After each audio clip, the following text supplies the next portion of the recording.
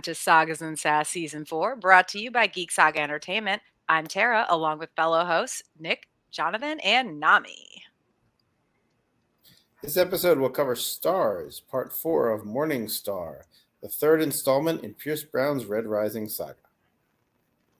If you're watching this as a webcast, there is a chance you will hear some spoilers for later books in the Red Rising series during our live webcast. However, if you are listening to this as a podcast, any spoilery bits will have been edited out. If you're watching live, join us in the chat, or after the fact, follow us on Facebook, Instagram, Twitter, and YouTube at Sagas and Sass, or email us at sagasandsass@gmail.com to continue the conversation. Oh, and by the way, the views expressed by the hosts are those of us as individuals and do not necessarily represent the show as a whole. Last but not least, don't forget to check out our Patreon with 10 tiers ranging from $1 a month to $40 a month. It offers tons of ways to support us and receive some great perks in return, including early access to the podcast versions of these episodes, as well as timed patron-only access to these live videos, which will only be available to our patrons for the month after they've finished airing. You can find us at patreon.com/geeksaga_entertainment. And now, we are finally to the final part of Morningstar, the third book in the original Red Rising trilogy. So we're going to start off with chapters 50 through 56. With the Sword Armada broken, Darrow sends Victra after Antonia, whose forces have captured Cavex. No! And then Darrow has a holo conference with Romulus Aura. Obviously, Romulus' forces did not find any nuclear weapons, but Darrow claims that his did. And anyway, the Rim now has their independence and shouldn't be looking at that gift horse in the mouth. But, Romulus, do be aware that he got lied to. As Darrow's ships leave the Rim behind, he and the Howlers gather with Mustang and even Cassius to say goodbye to Roke, as they shoot his torpedo casket towards the sun. Later, Darrow has Holiday bring Cassius to his stateroom, the room that had been Roke's, and they get drunk and watch some of Roke's hollows that are, in fact, from their time at the Institute. Memory, all alone in the moonlight. That was not rehearsed, thank you. I am a musical genius. When they part ways, Darrow sends Cassius back to his cell with another holocube, one that apparently contains some hard truths. He goes to bed only to be woken up mere hours later because Victra has engaged Antonia and is calling for reinforcements. By the time they get there, though, she has won the day, because as it turns out, not only did Antonia's ships legally belong to Victra, but there were also packed full of people who were actually loyal to her. So Antonia isn't the brig, but she's not alone. Thistle is there as well. Darrow tells them he wants to know what the Jackal is planning, and that whichever one of them gives him more information will get to live, and then he leaves them in their adjacent cells. Victra quite literally turns up the heat, hoping their discomfort will lead to irritation, which will lead to one of them spilling the beans. But just when Thistle seems about to crack, Antonia reaches through the bars and bashes Thistle's head in. Honestly, it's one of the most upsetting scenes in the book because of how visceral it is. And of course, Antonia is the fucking worst, and they should have realized she had something up her sleeve, but since they didn't, Darrow and the others are too late to save Thistle, so instead, Victra just breaks her sister's fucking face, and she clearly would have taken it further had Severo not stopped her. Once Severo releases her, Victra simply tells him, "Told you," because, oh yeah, he professed his love before the battle, and she called him an idiot. She thinks she has poison in her veins and will ruin everything, and her sister, being the literal worst, now that Roke is dead, only proves her right. This means Darrow has to say goodbye to another former friend, and when Holiday tries to comfort him with alcohol and conversation, they are unfortunately interrupted by a broadcast from the Jackal. 3 weeks prior, he had somehow captured Uncle Nerl and executed him live on television, as it were. And considering Darrow had told Orion to keep the ship scanning the frequencies, he knows the recording will leak, if it hasn't already. And it has. And Uncle Nerl was beloved by the low colors of the Rising, so shit immediately starts hitting the fan, and Sephi is apparently leading the charge. The low colors are hunting down every gold they can find, including Mustang and Cassius. Darrow, Severo, and Victra rush to Mustang's aid. Unfortunately, so do the Telemontoses. Mustang is nowhere to be found, and Kavix wants to storm the ship, but thankfully, Darrow convinces Kavix that his children should stay behind.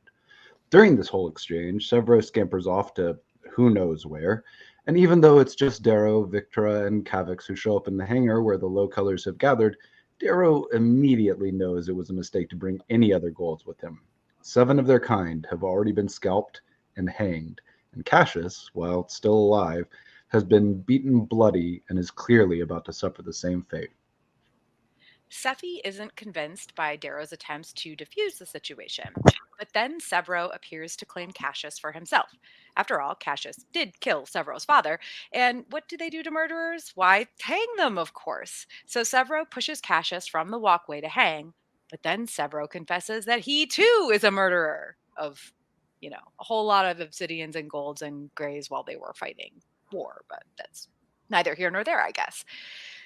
And he puts a noose around his own neck and does a backflip off the walkway to die beside Cassius. Sephi seems to think about what's happening a little bit longer than she should, but she does eventually cut both Severo and Cassius down. Severo announces that this needs to be a new age, a new world, and that it needs to be a better one. Basically, he is the one who succeeds in diffusing the situation and also succeeds at getting into Victra's head because she bursts into the infirmary while he is being patched up, causing Severo to order everyone out, and then he and Victra emerge a little while later. And when he and Victra emerge a little while later, they're engaged! Hot eyes, motherfuckers! They're married a week later in a sweet ceremony that is punctuated by Victra taking Severo's last name, despite hers being the older house. And everyone is having a grand old time at the reception. But remember how we can't have nice things in this series? Well, Holiday comes to fetch Darrow because he has a phone call from the Jackal. Of course, obviously he has spies in Darrow's fleet, and as per the usual for a miserable person like him, he can't stand anyone else having a good time, and needs to try to make everyone else feel shitty just because he does. But while he might strike a nerve with some of his comments to Darrow, Mustang shows up to make a few good points of her own. And in the end, Darrow tells the Jackal they are coming for him, they will defeat him, and they will bring him to justice. Oh, and after hanging up, instead of going back to the party, he insists that he and Mustang spend some time alone together.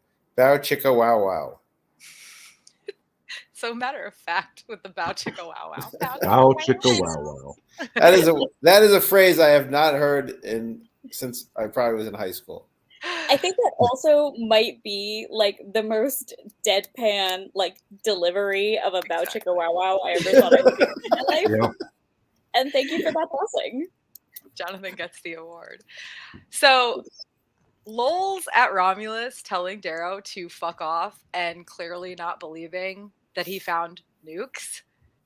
But Boo, though, at Romulus saying, "Give my regards to the core. I'll certainly give yours to the sons of Ares you have left, I could talk. I'll certainly give yours to the sons of Ares you leave behind."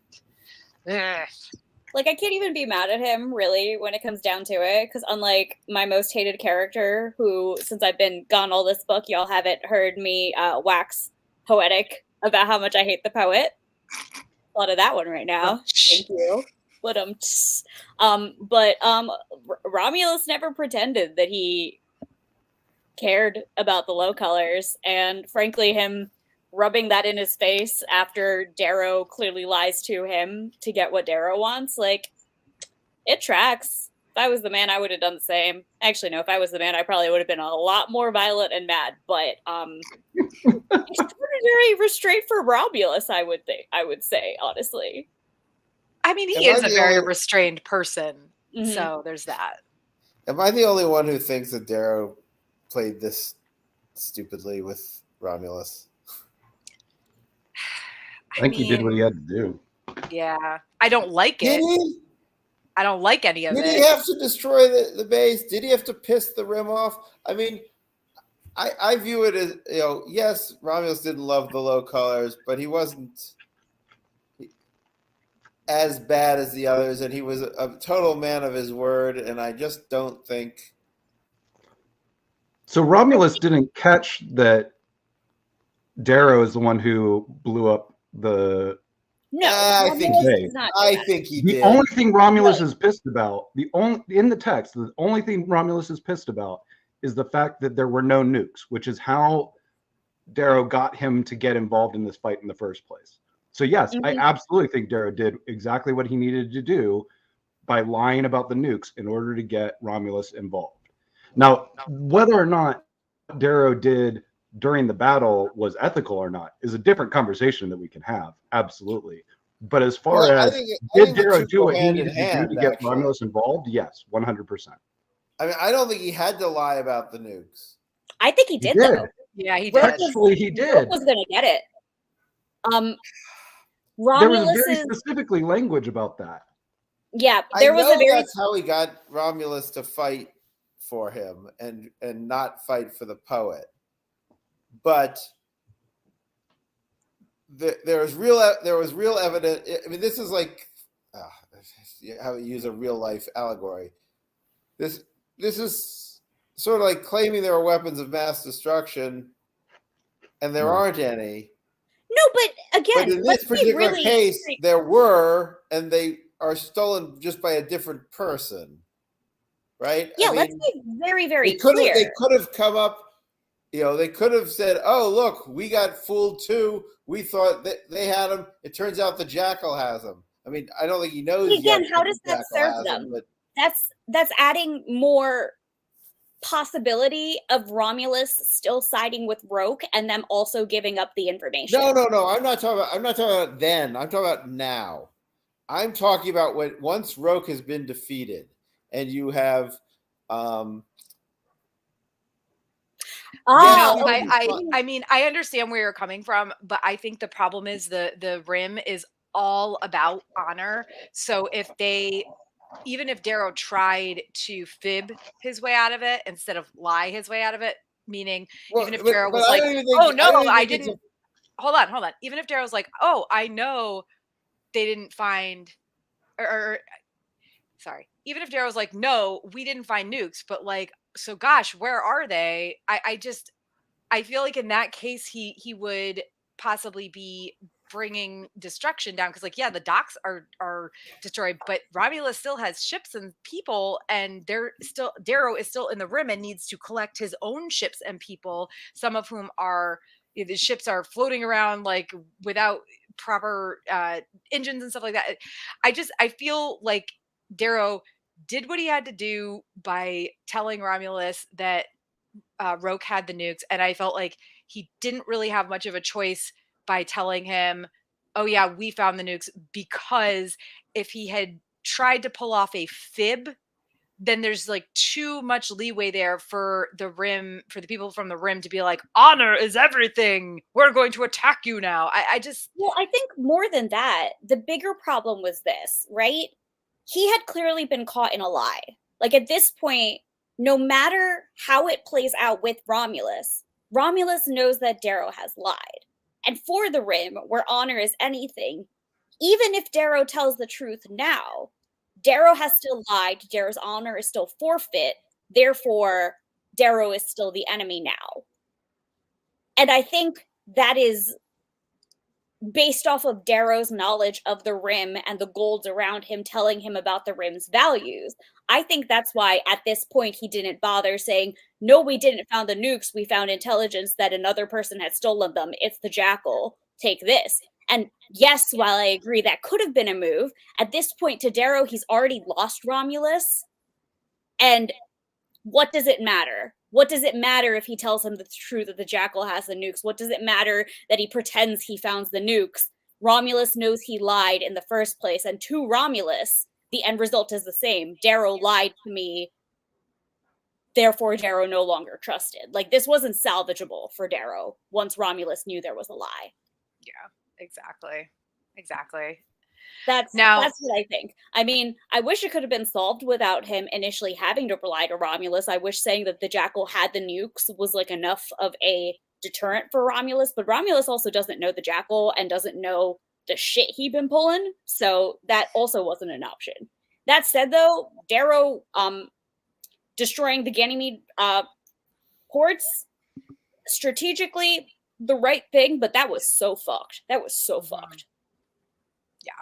Yeah. I really hate to say it, but like, in a way, I'm sort of terrified that the series doesn't end here, because all I can think of is that the next books are going to be us seeing Darrow turn into the tyrant that he tried to overthrow.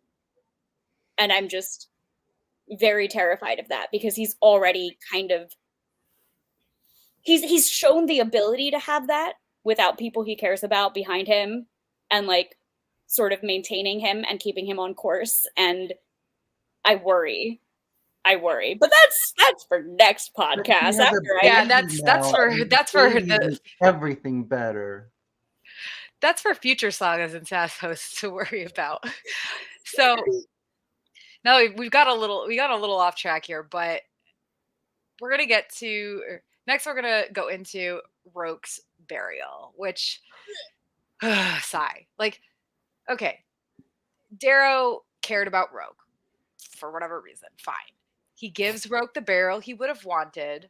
Honestly, totally fine with that. Whatever. It's a metal casket shot into the sun. There's very few attendants at his funeral, and Darrow's thinking about how, after all, Roke is going to be known, or Roke is going to be forever known to Golds as the man who lost the fleet, and to Darrow's people as just another Gold who thought he was immortal until the Reaper showed him otherwise.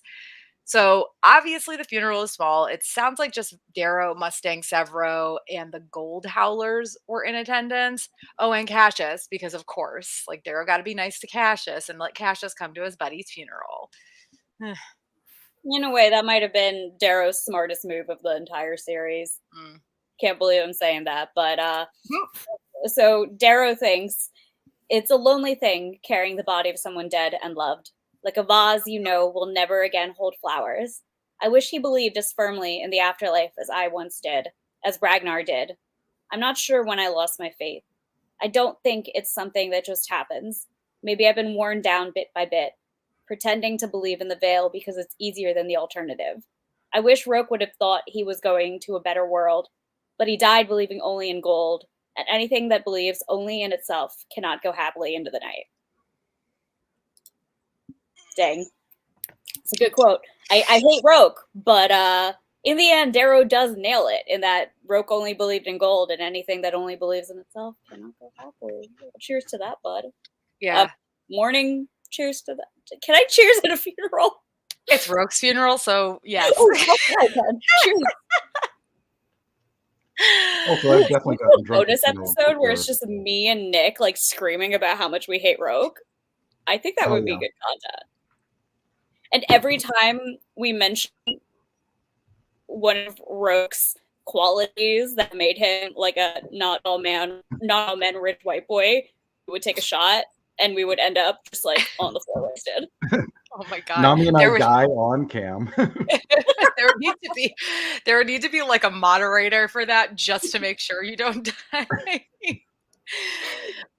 But yeah, no, I mean, you're right, and Darrow's right. It's still just kind of disappointing that as much as Darrow knows all of this, he still thinks so positively about Roke in a lot of other ways, and how much he cared about him, and also later in the book, like, thinks about him in this like, oh, I miss Roke sort of way, and it's like, oh, come on, dude, get over it. Like, we get you had a straight boy crush, or maybe no, actually, I don't even. We talked about this 2 weeks ago. I don't think Darrow was necessarily straight. I think he was raised as a red, where heteronormativity is like the only thing that can possibly exist as in their training and brains. And Darrow he has like feelings for these dudes, but will never actually realize anything because of the way he was raised. I'm about to make a very, very niche reference, but Darrow is exactly as much of a straight boy as Wei Wuxian in The Untamed is a straight boy, to the point where fandom will jokingly tag him having confused gay feelings as straight boy Wei Ying in fanfic, and that is who Darrow is. He is straight boy Darrow, because frankly, if Mustang hadn't rolled up and he hadn't killed Julian, like, he would have married Cassius if he was able to conceptualize that he could. Well, that actually wheels us right into how later Darrow has Holiday bring Cassius to his room where they get drunk and watch hollows from their time at the Institute. And again, these are hollows from Roke's console. And I believe there's even a line where I can't remember if it's something Darrow thinks or something he says to Cassius, but he is saying like these are the ones he watched the most. And there was one particular one where the three of them were having a moment that was like the one he watched the most. The OT3 that would have happened if Darrow was actually a gold the whole time. And Roke wasn't Roke. Well, I mean, if Darrow had been raised a gold, it wouldn't have mattered. Not necessarily. Roke does say that it doesn't matter what color he was, because he didn't know that Darrow was a red when Quinn died. Quinn dies, and he says that's when he turned against Darrow. Oh yeah, for sure. On that point, I will say credit to Roke for at least being. Actually, no credit to Roke. I couldn't even like phrase it to get it out of my mouth. No, I think he says it doesn't matter what color you are, but it matters. The lie detector test determined that was a lie. Yeah. I mean, also we have detected that Roke is capable of thinking he loves other colors, but clearly he doesn't conceptualize that you can't actually expect somebody that you've enslaved to love you. Cough, Amathea, my hero. The pink who opened the door, and then who stood strong in the face of Roke's gaslighting the hell out of her, like my queen. All right, Truly. yeah, sorry, I keep digressing. Well, on that note, as they're watching the hollows, they have Cassius and Darrow have a little exchange about Roke dying. We killed him, Cassius declares. It was our war. Was it? Darrow asks. We didn't make this world, and we're not even fighting for ourselves. Neither was Roke. He was fighting for Octavia, for a society that won't even notice his sacrifice. They'll play politics with his death, blame him. He died for them, and he'll just be a punchline. Cassius is disgusted and asks, how long do you think this goes on, this war? Between us or everyone? Us. Till one heart beats no more. Isn't that what you said? You remembered.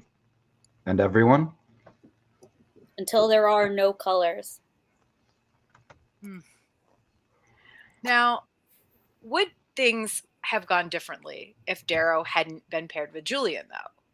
And I want everybody's thoughts on this, because Cassius says that all Darrow has is thunder and all Cassius has is lightning, that they can obey, that they can only obey what they are, and without a storm, they're just men, but give them a conflict and they rattle and roar.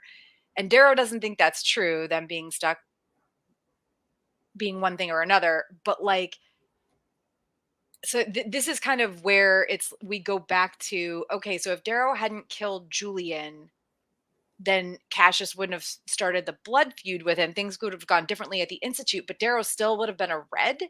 So I don't really think that in the end it would have played out all that differently. They just maybe would have been more like a Roke situation. They were friends for a little bit longer than they were. And in fairness, though, and this is where so for all of you guys, everybody watching, you know that I haven't been around for the first 3 parts of this book because life be cray, and I'm running around like a headless chicken. I got my head back today, though, but I literally finished this book in I read the entire book in like the last week, and I was like live chatting these guys as I was reading because I knew everybody else had already finished because I was being heckin' slow. And one thing that I kept talking about is how in the beginning of this book that like Cassius was really starting to grow on me again. Because you'll remember from when we were doing the first book, my whole thing with Cassius was he's a hypocrite. He's a hypocrite. And he's a hypocrite and he doesn't even realize how hypocritical he's being, or he realizes and he doesn't care. And that was also my base issue with Roke as well. But the reason I was starting to forgive Cassius whereas I will never accept or like or tolerate Roke, is because Cassius, when this book begins, he treats Darrow like a person, knowing he's a red, knowing everything he's done. Like, he sees Darrow, like, withered and destroyed from the torture that the Jackal has done, and he's disgusted because he's like, no person should be treated like this. And at this point, like, he covers him with his cloak. He gives him his own cloak off of his body, because at that moment, it's like, it's not even that it's Darrow, it's just that somebody got treated this way. Like, this is not correct. And I think that's the biggest difference. Do I think I think Cassius would have had a reaction more similar to Mustang if they had been friends. I think he would have been incredibly betrayed, incredibly hurt. He would have made Darrow jump through hoops to gain his trust back. But I think that if Darrow hadn't killed Julian, that brotherhood and that trust would have still been there. And Cassius hasn't expressed the negative views towards low colors or viewing them as lesser just because they're low colors, like Roke has. And I think, like Mustang, he would have eventually come around to it.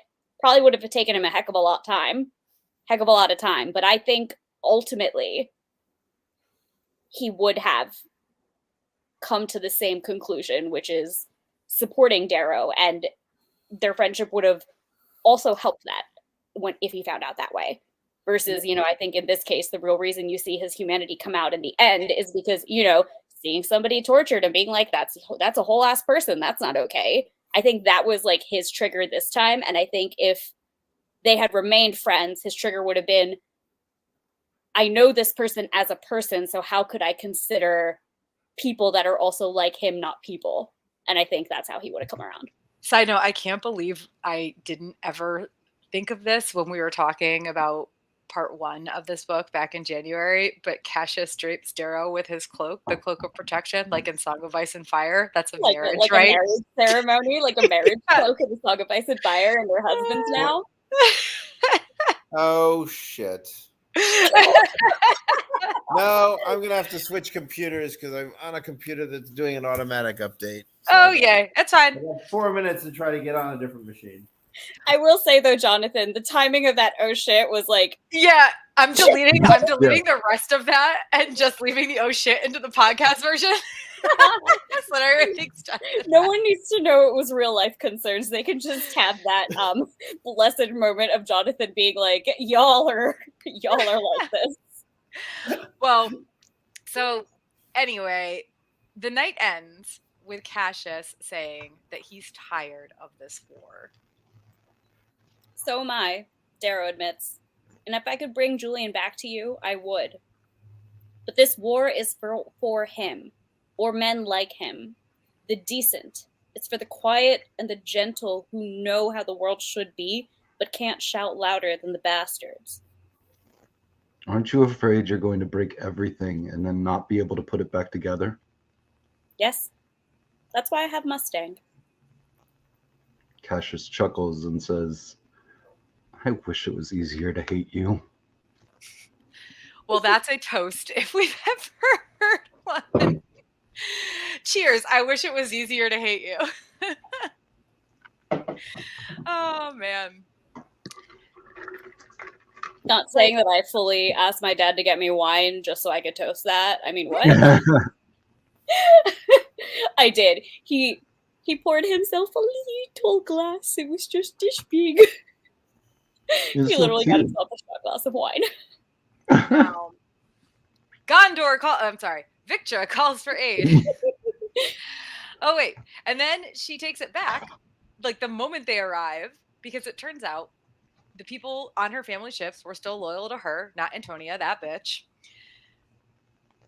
However, though, when Severo asks if her people will follow us, aka Darrow, the Suns, the Rising, whatever, Victra's all, they follow me. These are my ships.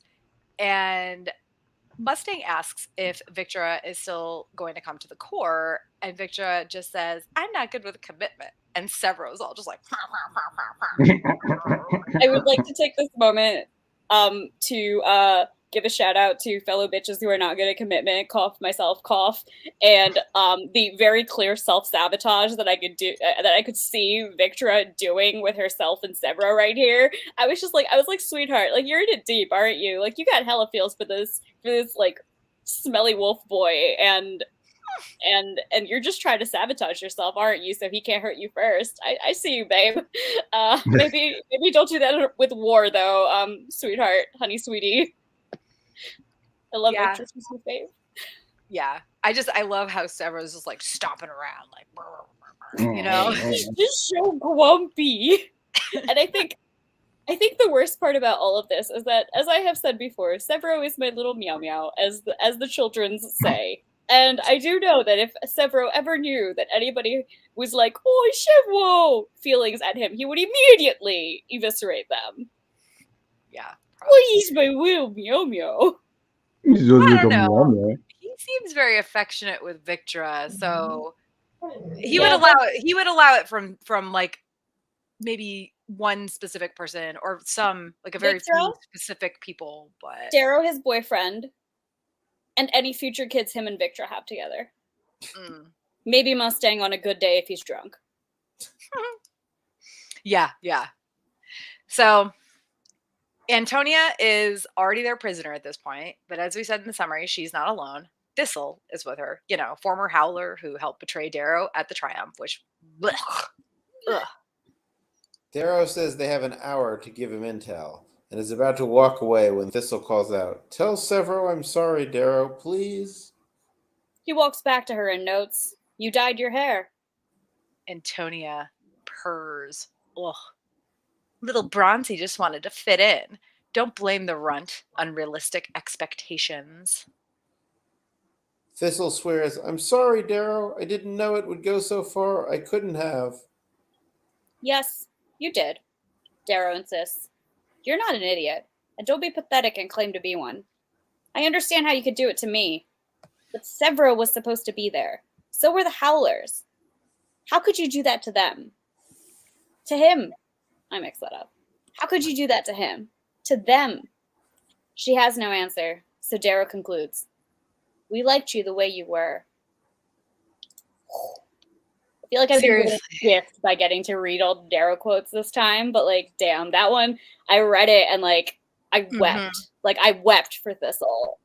And he like touches her hair as he does it because he notes that it's she's dyed it and she's also it's like styled. I can't remember if he says it's straightened or curled, but it's like styled in a specific way, and her eyes are lightened, and I think he even says like her skin, like it looks like she's wearing like lighter makeup. Like, oh god, it's just I think in a very like sad way, I really identified with Thistle in this moment because like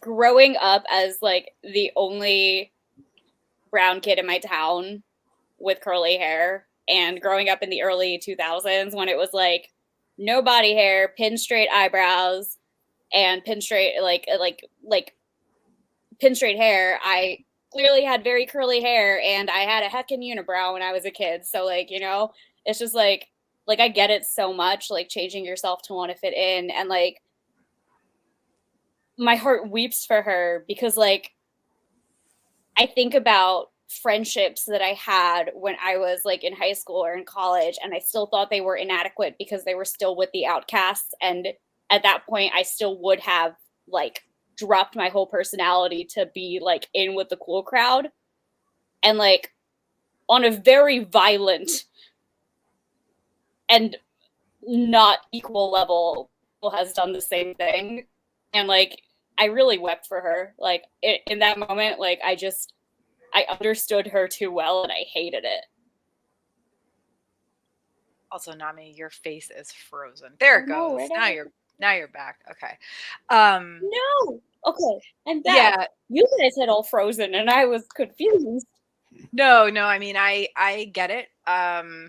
I was when I entered high school, I still had giant glasses and like frizzy hair, and I didn't really put on makeup or do anything with my eyebrows, which I guess were probably too thick for the time. And then I became friends with a girl who was super into makeovers. So it's sort of like a 90s teen movie. But it was a girl doing the makeover on me to like make me more presentable as her friend. Now I don't. Yeah, exactly. Which is actually another podcast I just recorded last weekend that is coming out soon. But anyway, not Tara's All That. We talked about She's All That. But anyway, so yeah, I mean, I get a lot of that. the putting in contacts and changing your hair and wearing makeup and stuff like that, from like a femme perspective, especially, but without the murdery stuff, Yeah, no, it was one of those things that, like, when I heard initially that, like, Thistle was with, like, the Bone Riders, I was like, what the fuck? How? This makes no sense. And, like, seeing all of this, like, and, like, that underlying, like, character reasons that we see with her, I was like, oh, okay, it all makes sense. Like, it's not okay, but it all makes sense. And just, like, that moment, though, when Darrow just tells her, we liked you the way you were, like, that snaps, because that's literally what every person who feels that they don't fit in and still feels inadequate with non-mainstream friends needs to hear. Like, yeah. Ugh, man, rough. Well, so, wow, sorry, my mouse is being weird. Hold on a second. Clean out the eye or something. So they leave Thistle and Antonia. They're in adjoining cells and with just bars between them, which all of this, first of all, like, this is like a spaceship brig. Why do the cells just have bars between them? Like, that seems kind of, I like, listen, okay, I get it, plot, but also, why? This doesn't make any sense. So Darrow and Severo and Victra and Mustang, whatever, they all go to, like, the command room, and Victra has turned up the heat, or maybe Victra was already in the command room, whatever. So whoever is visiting with Antonia and Thistle goes back to the command room. Victra has turned up the heat, and they're basically just waiting for one of them to cave. And of course, Thistle is about to do so first, but then Antonia starts mocking her, and Thistle just kind of, like, fronts her, like, through the bars, which, again, Jesus, why all of this? And Antonia grabs hold of her through the bars between their cells that should not exist, because this is a fucking spaceship, and why are these, like, 1890s jail cells, okay? Like, even today's jails have walls between the cells, for fuck's sake. Like, why are future spaceship jails on ships? Like, why are future spaceship jail cells still having just bars? Whatever, fine. God, Pierce, have you ever been on a is that the question you're going to ask Pierce Brown at Comic-Con? I mean, no, because I know what the answer is. Plot convenience. But also, for fuck's sake, man. So Antonia grabs hold of her through the bars between their cells and viscerally beats her to death against the bars before Darrow and the others can get back to them. Which, just, listen, okay, Thistle was an asshole. You know what I mean? Like, she betrayed them. She was bad. No one deserves that shit. That sort of, like... Roke did, but only Roke. Yeah, well. So maybe not no one, but certainly, like, in this case, regardless of Thistle being what she was and doing what she did, that's a hard way to die, to be thinking I'm gonna get back with my friends at the last minute, like, they're gonna let me live, and then this bitch just... That's not an easy death either, okay? Like, she didn't die right away. No, thank you. I would also make the argument that Antonia deserves to die that way. This is good. I like this. I will allow it. And almost does. Antonia is not your favorite character? Nate, I feel like there's literally nothing like redeemable about Antonia, let's be real. Like, no. From day one, she is awful. I think the only reason I hate Roke more than Antonia is that Antonia never pretended to not be the worst bitch in the world. Yep. Like my same thoughts with the Jackal. The only reason I don't hate him more than Roke is because he never pretended to not be the worst dude in the world. Yeah. Yeah, he was always like, I am the fucking worst. As He was was like, Antonio. hello, it is I, here to eat your flesh It's and me. be proud of it. Hi, I'm the problem. It's me. It's me. Yep. Correct. It would have been better. It would have been even better if you sung that. So Victra then beats Antonia within an inch of her life. Like, I'm talking, she is picking Antonia's teeth out of her knuckles after Yeah. the fact. Like, Yeah, that So description, satisfying. damn. she only stops because Severo grabs hold of her and gets her in like a wrestling hold. Yeah, like do physically has to completely immobilize her. Yeah. Also, the worst part is that during this scene, all I could picture was like Severo, like a little koala bear hanging off her back. And then I kept imagining what their sex life was at, like, and it also involved koalas. Well, I mean, here's the thing, though. Like, this, let's be real. Victor. I'm so sorry. Just a second. I'm so sorry. Listen, if I had to have these cursed thoughts, y'all gotta suffer with me. I mean, you're not wrong, probably. He's the world's most happiest koala, though. Now, let's be real, though. Like, Victra's mad that Antonia killed Thistle for some reasons that are probably correct. Like, oh my god, you killed our informant. I doubt Victra has in her, because Victra was not a howler, so she doesn't know Thistle very well, right? Yeah. She never. I doubt she had much interaction with Thistle. Some, I'm sure, but not much. But this is more about seeing Antonia do these horrible things to another person and it's PTSD, right? It recalling her own sufferings at the hands of this bitch. Yeah. So I obviously do not fault Victra for doing what she did. But I also know that they were right to stop her because they do need intel from Antonia, which I'm not even sure they ever get, though. So not really. It's also like, maybe she should have just, maybe they should have just let that happen. It's one of those things that, like, Victra was looking for an excuse.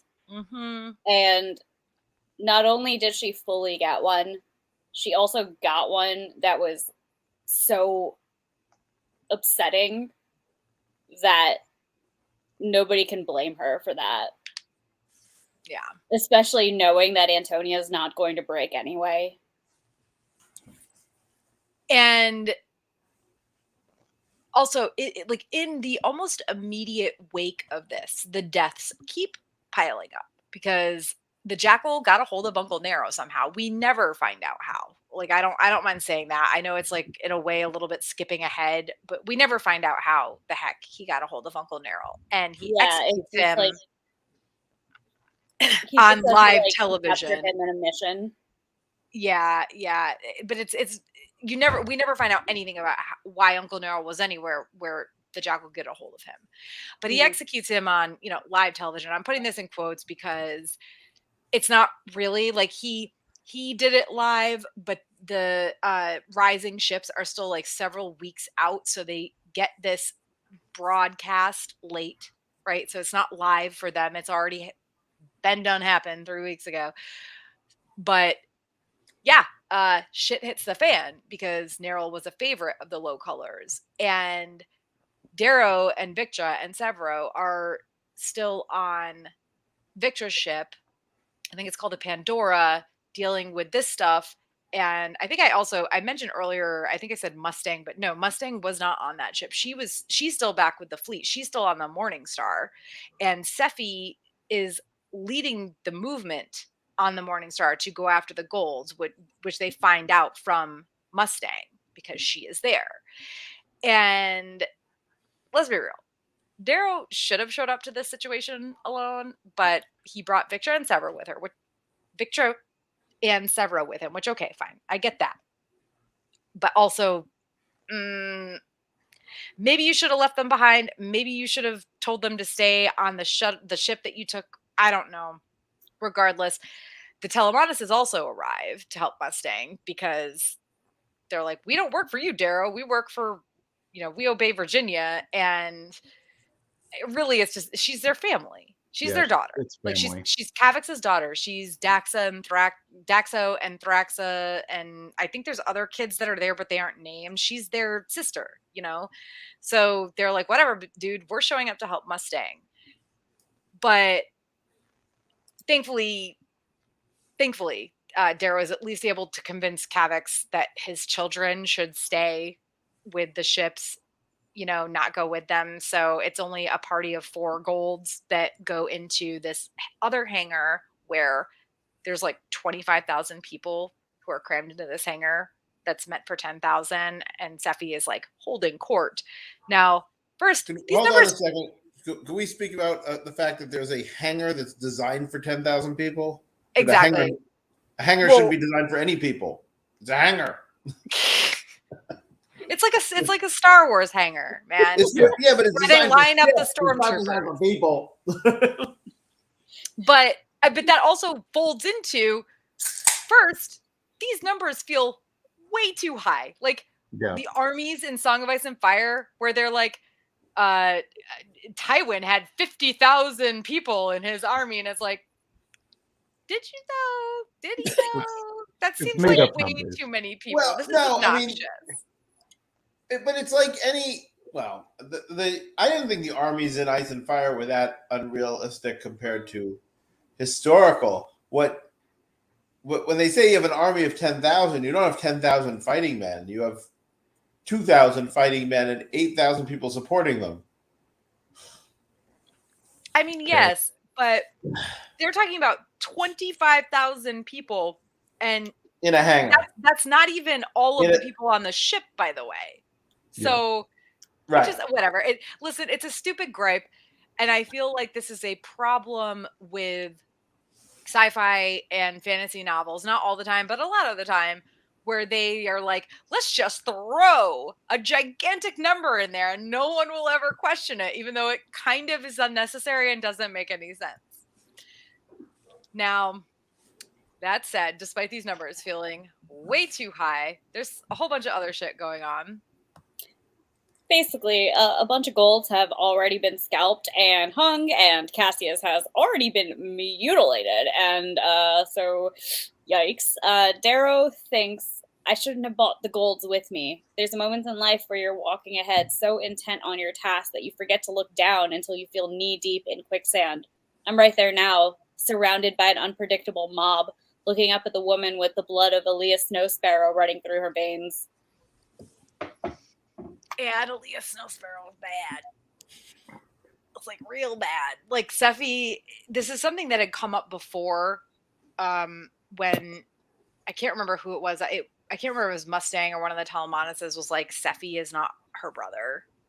And that is so true, right? Like Ragnar never would have led a charge like this, for lack of a better word. And man. And again, like I said already, Darrow shouldn't have brought all these, like even just Kavix, Victra, and Severo was a problem. Now Severo has scampered off to God knows where, we find out in a moment, but even just Victra and Kavix, like, and the other golds that are waiting by their ship, like they're all in danger. Not only are they in danger, they're also like further antagonists to anything Darrow has to say at this point. Because he's basically showing up to talk to what should be his own people with his new people behind him, and that's how they're going to see it. Mm-hmm. And that's how they do see it. Exactly. And it's literally only because of Severo arriving and claiming Cassius for his own, which again, Cassius did kill his father after all. And he like eggs on the crowd with his question, what do we do to murderers, before he shoves Cassius off the scaffold to hang. And he then confesses to having killed a whole bunch of people himself, again, in war, but sure, whatever. He's making a point here, and he puts this noose around his own neck, and he does the flip off the walkway. And Seffi definitely thinks about it for kind of way too long before cutting them down. But hey, Now Severo gets a big Darrow speech moment. Yay! Like, we finally get a Severo big Darrow speech. I love it. And toward the end, it does seem as if he's speaking to Victor and Victor alone. But I really freaking love Severo's speech, especially because he's usually so crass. But in this, he's not at all. Like, he's perfect, and I love him. Not a goblin at all. He says, Darrow's wife and my father never met, but they shared a dream, one of a free world, not built on corpses, but on hope, on the love that binds us, not the hate that divides. We have lost many, but we are not broken. We are not defeated. We fight on. But we do not fight for revenge for those who have died. We fight for each other. We fight for those who live. We fight for those who don't yet live. Cassius Albolona killed my father, but I forgive him. Why? Because he was protecting the world he knew, because he was afraid. We are the new age, the new world. And if we're to show the way, then we better damn well make it a better one. I am Severo Albarca, and I am no longer afraid. Chills. Chills. Dude, this was like So good. so good. Also, like, this whole book I had really been feeling for Severo, because the whole book is basically him feeling inadequate because he hasn't been doing good enough while Darrow is gone, and then unfortunately that being the truth. And this is the moment where he is finally the one who is good enough, because he's able to do something that Darrow would have never ever done, because it would have put him at risk in such a way that he wouldn't allow. And it's so good. Yeah.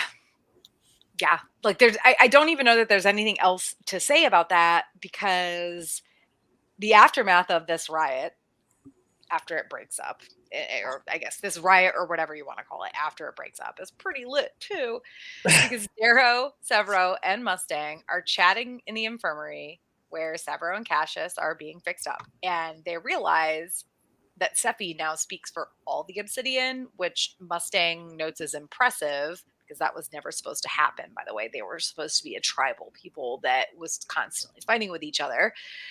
And she says that Mustang says that they always told us never to let a good crisis go to waste. It's a little unclear which part of the crisis she's talking about, because it's like, is it a good thing that Sephi has rallied the Obsidian behind her? Maybe, maybe not. We don't know yet. But they always told us never to let a good crisis go to waste, which, good on you, Golds. But when Victor arrives, Severo orders everyone out. And when they emerge a little while later, Victor has proposed. Yes! I think the Mustang comment about not letting a good crisis go to waste, though, was in this case directed at Sephi and Sephi's ability to do the same thing and not let a good crisis go to waste. Because I think Mustang knows that, like, the Golds have nothing to gain with this, but I think she was just, like, being impressed at Sephi for also having those same, like, ideas and follow through. Yeah. Just a bad bitch respecting a bad bitch, even though one bad bitchiness is sort of directly against the others. But you know what? Technicalities. So, a week later, Severo and Victra marry, and Darrow gives Victra away. And when Severo looks into her eyes, Darrow thinks, I'm not even there. None of us are, not to them. The gentleness I see from the raging woman now is all it takes to know how much she loves him. It's not something she'd ever talk about. It's not her way. But the sharp edge she has for everything and everyone is dull tonight. Like she sees Severo as a refuge, as a place where she can be safe. Just me melting.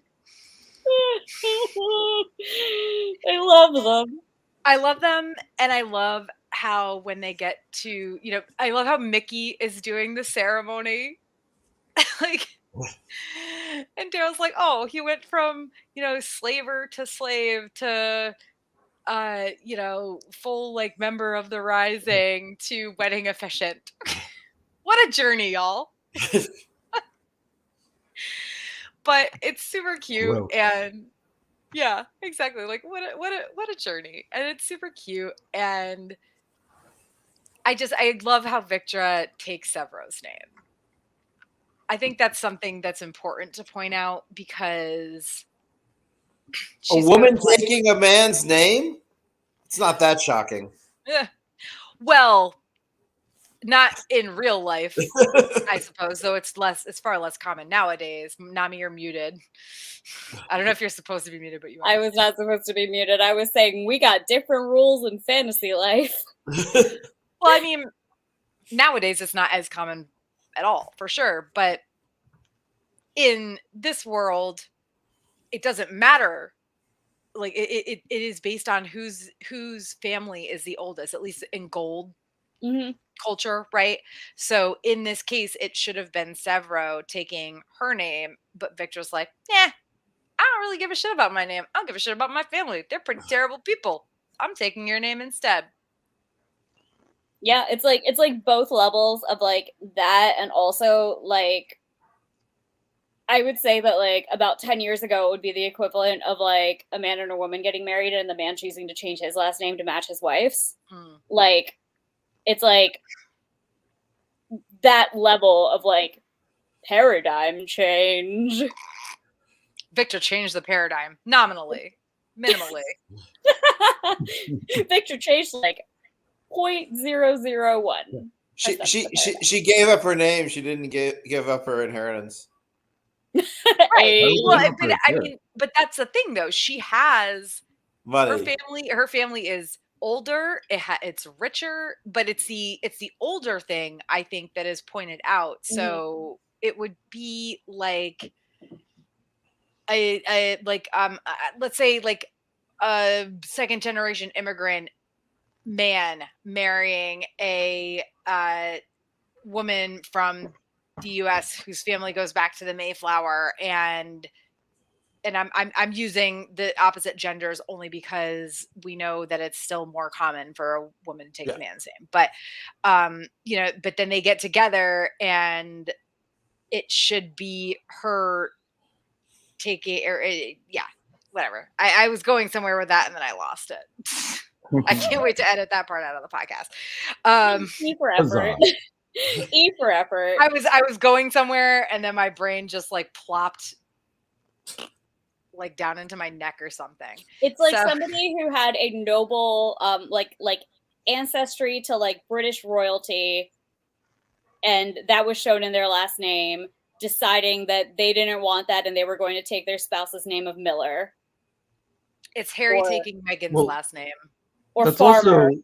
Or Copper. Would Elizabeth actually, I think, if you were refused to take her husband's last name, even though he really wanted her to. So it's, if she had taken it, it would be similar to that. Yeah, I think that might be where I was going, but yeah, whatever. Anyway, so it was really cute, but then they're having this like proper party. Okay, I love it. Sevro's dancing with Mustang. Kavix is dancing with like 2, maybe 3 reds, and he's super drunk. And throwing down. I would die for this man. Seriously, I fucking love Kavix and Sophocles. I want that fox as a pet. Don't tell my dogs. Betrayal. But this whole party is just super hopping. Everybody's having a blast. But Holiday comes to fetch Darrow because the jackal is calling. We finally learn that the gift that Darrow gave to the jackal in Attica shortly before the triumph was a scepter crowned with a jackal-top society pyramid. And the jackal admits, "I've not parted with your gift. All my life I've been given lions, nothing of my own. What does it say about me that my greatest enemy knows me better than any friend?" Well, this is Darrow, and he gave the jackal this particular gift because he wanted him to feel loved, to feel like Darrow was his friend. And Darrow would have been. He would have helped him change like Mustang did, like Cassius might.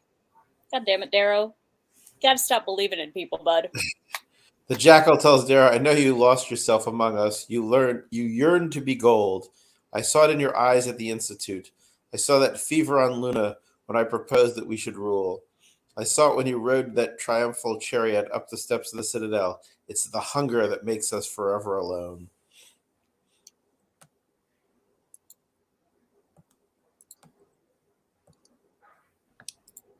Oh, this is me. Am I Sorry. frozen? I Are don't. you guys No, it's frozen? fine. But Oh, Mustang. No, I it's think I'm the this. This frozen one's one. on me, and I highlighted it wrong. But Mustang has been in the shadows for a bit, and she steps forward and tells the jackal off. Like, heh. She says, "You had love, and you lost it, brother. That is your curse." Now it's you, Nami. Oh no, Nami is He gone. went spinning. I'll jump I'll in. pick it up. Then Darrow Then tells Darrow him they are coming for him, and when he hangs from the gallows, when the door beneath him opens, when his feet do the devil's dance, then he will realize in that moment that this has all been for nothing, because there will be no one left to pull his feet. Damn. Ugh. Springs. We got you, Nami. Well, actually, do we need to reread? No, I don't. Nick read your part about no one being left to pull the jackal's feet, which, like, seriously, ooh, Darrow, that'd be mean.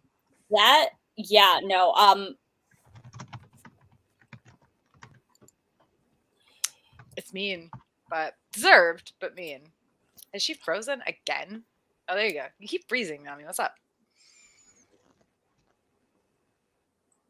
I think my internet's screwed, or maybe my parents are pissed at me for being direct about not making noise, and they're cutting off my internet. I doubt they would. That was a joke. They would never. But Well, my internet's mad. TLDR. That's okay. Nick covered your last part, so seriously, oof about no one being left to pull the jackal's feet. But this next part's yours once the call is over. Once the call is over, they should obviously go back to the party, but instead, Darrow just wants to stay with her, and honestly, it's really sweet. I was going to say something important, something memorable, but I've forgotten it in her eyes. That gulf that divided us is still there, filled with questions and recrimination and guilt. But it's only part of love, part of being human. Everything is cracked, everything is stained except the fragile moments that hang crystalline in time and make life worth living. You get it, Darrow. That's a good line, though. It really is. Okay. It really is. I can't decide which was my favorite in that section. Like, was it that line or was it nobody's going to be there to pull your feet? Because I think it might be nobody's going to be there to pull your feet. Is it the mean one or the sweet one? I think it's the mean one, just because of how it comes back at the end of this section. Yeah. Like, woof. Yeah. Yeah. Well, speaking of getting closer to the end of this section, now war comes to the core in chapters 57 through 62. It has been 500 years since a foreign fleet has passed beyond the border of Rubicon beacons that encircle the innermost domain of the Sovereign. But now, 2 months and 3 weeks after the Rising smashed the Sword Armada, they sail past the transporters on their approach to not Mars, but Luna. They're soon hailed by a diplomatic envoy, but Darrow immediately and kind of hilariously just refuses, saying that if the Sovereign wants to speak with him, she can do it herself, not through a lackey's mouth, because they're here for war, not words. But before the fight begins, we learn they've decided to release Cassius, something that Severo has apparently agreed to, but which Orion questions when she figures it out. Darrow tells Orion that he doesn't want Cassius's throat slit in the midst of battle and insists that Cassius will not rejoin the war, though for good measure he makes Cassius promise as much before they do in fact release him. Of course, Antonia is in a cell nearby, mocking the idea that they might actually be letting Cassius go, but they do. And after a moment's hesitation, he steps out of his cell and even shakes hands with Darrow, Mustang, and Severo. But then Cassius pulls Severo toward him and strips his pistol from its holster. Then, at Antonia's urging, and despite Darrow and Mustang's protest, Cassius shoots Severo 7 fucking times. Darrow falls to the floor, begging Severo not to die, but the life leaks from him and his pulse fades away, while Antonia lets loose a mocking howl, because that's the type of bitch she is. Cassius then aims the gun at Darrow, but Mustang stops him from pulling the trigger with a desperate reminder that the Sovereign would want Darrow alive. Cassius and Antonia truss Darrow up in a prisoner rig and then toss him, Mustang, and Severo's body into the container that was meant to sneak Cassius off the Morning Star. Soon they're on the provided shuttle, which Orion has cleared for departure as promised, and the moment they're clear, Cassius transmits an Olympic distress signal that is answered by none other than Aja Algrimis herself. Because, of course, Aja is still alive. If you don't see a big bad die on page and all. First things first, Cassius makes them promise that no harm will come to Virginia, Mustang, which Aja agrees to before giving him the order to dock on the Lion of Mars. Because, of course, the Jackal knew Darrow wasn't actually going to Mars and is with his entire fleet on the far side of Luna waiting to spring a trap on the Rising Fleet. Seriously, can nothing go right for the good guys? Once aboard the Jackal ship, they are greeted by a group of Bone Riders, including nasty piece of work Lilith and Tharsis Valii Wrath, aka older brother of Darrow's deceased sometimes friend Tactus. They banter about buying Severo's bones and what to do with Virginia, but Lilith promises Cassius that no one will touch his prizes. Well, except for the Reaper, because before taking them to the Sovereign, the Jackal is coming to collect a little debt, Darrow's right hand. Or rather, he lets, or would it be gets, Cassius to collect that debt for him. Really, what else did we expect from someone who was wearing Fitchner's rib cage as armor? And then, they're finally on their way to the Dragon Maw, aka the near mythical underground bunker from which the Sovereign can wage war even if Luna falls to ruin. The war room is packed with people, not just the Sovereign, but her grandson Lysander, Aja, 2 Olympic Knights, and 10 Praetorians. That's you, Jonathan. The knights greet Cassius and converse with him as if there isn't a giant battle happening just off-planet. But it isn't long before Mustang inserts herself into the conversation, striking more than a little fear into the Sovereign with her tales of Sephi, Queen of the Obsidian, who is on her way to lead a ground attack on the Citadel. In fact, Mustang has no problem informing them that the Obsidians are already on Luna, having arrived in grain ships from Earth hours before. This news causes Octavia to send 7 of the Praetorian guards away to reinforce the surface, and once they're gone, Aja seals the sanctum up tight before they attend the other matter. That being the matter of Antonia, who, as we all know, is a huge bitch who also happened to abandon the Sword Armada in the midst of the battle. Because she's Antonia, she at first thinks they're going to command her, though for what, who the heck knows, and instead receives a death sentence, one that she begs the Jackal to save her from. But ha ha ha, she has no ships and no more pretty face, so Aja dispatches her forthwith. Unfortunately, that means now it's Darrow's turn, and they plan to broadcast his execution live. Normally, an Olympic Knight would carry out the sentence, but Darrow taunts the Jackal, who then insists that he wants to do it himself. The Sovereign defers to him, which is odd to say the least, especially as she defers to him again when he insists that he use Severo's gun so that Darrow can go like his uncle. The broadcast goes live, and the Sovereign begins to speak her sentence to the world, until Darrow interrupts her with a howl, at which point she nods to the Jackal, permission to carry out the unfinished sentence. Only the gun backfires because plots within plans within plots within plans, y'all. So Cassius has been on their side the whole time. He takes out the 3 Praetorian guards and releases Mustang and Darrow's prison vests, allowing Darrow to draw the knife that has been hidden inside his this whole time and stab the Sovereign right in the gut, following by reclaiming his razor from the Jackal and using it to stake him to the floor. This isn't the end, though. Not even close. Lysander might be a child intent on protecting his grandmother, or such as he can, but there are still 2 other Olympic Knights to contend with, in addition to Aja, who, as we all know, is the deadliest person in the whole dang solar system. And sure enough, she's giving them a fight for their money. It is the understatement of the series. There might be 3 of them, but Aja quickly wounds Cassius and then Mustang as they try to protect a one-handed Darrow, and the situation seems more than a little bit dire.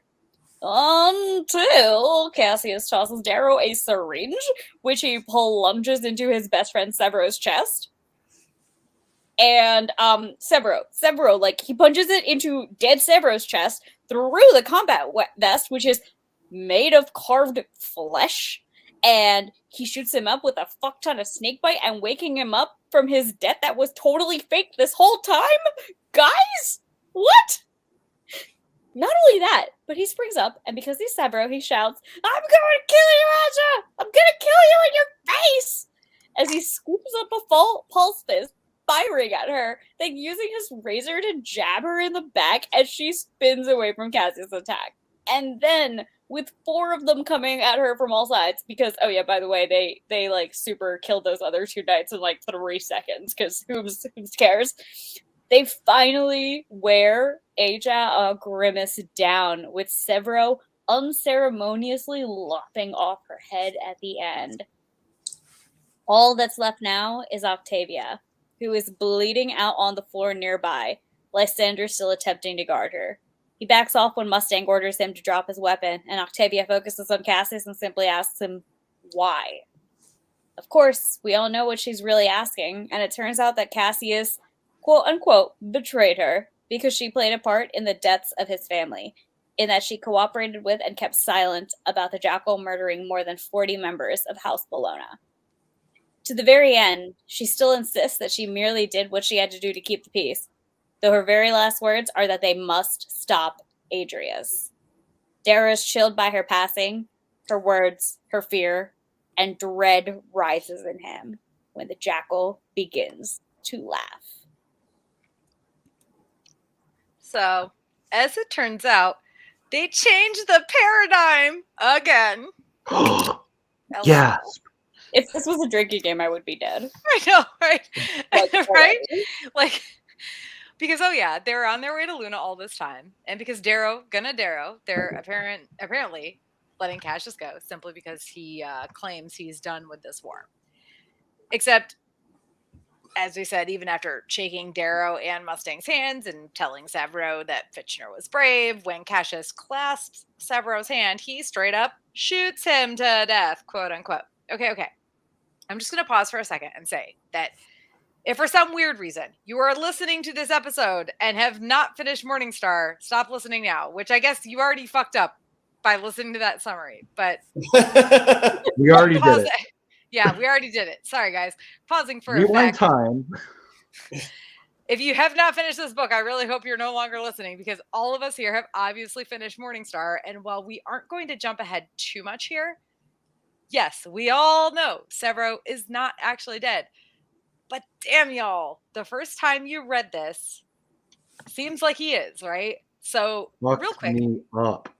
Yeah, so real quick, I want to talk about how we all felt reading this for the first time. And we'll talk about the big reveal in a little bit, so don't get too much into that, I guess. But let's start with Nick first, and then Nami, because you guys were the most recent to read this, and then Jonathan and I can give our thoughts kind of bouncing off you guys. I mean, I immediately started messaging with you. I messaged somebody in the group chat, but kept it as vague as I could without spoiling anything. I believe your actual message was fucking Cassius and fucking Darrow, what the fuck? Yes, exactly. And I remember this going, what? What have they done now? And then immediately just like private messaging with Tara, being like, what the fuck? Partially because like, and credit to Pierce Brown for subverting me a little bit here, because I was like so frustrated that once again we were in this position where like, oh, Darrow gets to a certain level and then gets shut back down again, and everything gets taken away from him. But yeah, in the moment I was just freaking out. That was so fucked. I think for me, the worst part was that literally up until this moment, I had been live messaging the chat about how I was slowly starting to forgive Cassius. And I was like, what the fuck? How did you guys let me do this? Like, how did you not say anything. And the worst part is that once like I realized like what had actually happened, that like it was a fake out on Cassius's part, I like went back and I reread it, and like it's wild because like it reads so differently when you know both of those things, but like when you don't know, it really reads like Darrow fully is also like, what the fuck is happening? But when you do know, you can see Darrow being like, that wasn't the plan. What is happening? And you're like, oh, he means the big plan. And it's like, no, he means the tiny plan. Plots within plans within plots within plans and plans within plots and blah, blah, blah, blah, blah. Yeah. Too many plans and plots. Sir, I cannot keep track. I do think, though, that it goes a little beyond unreliable narrator.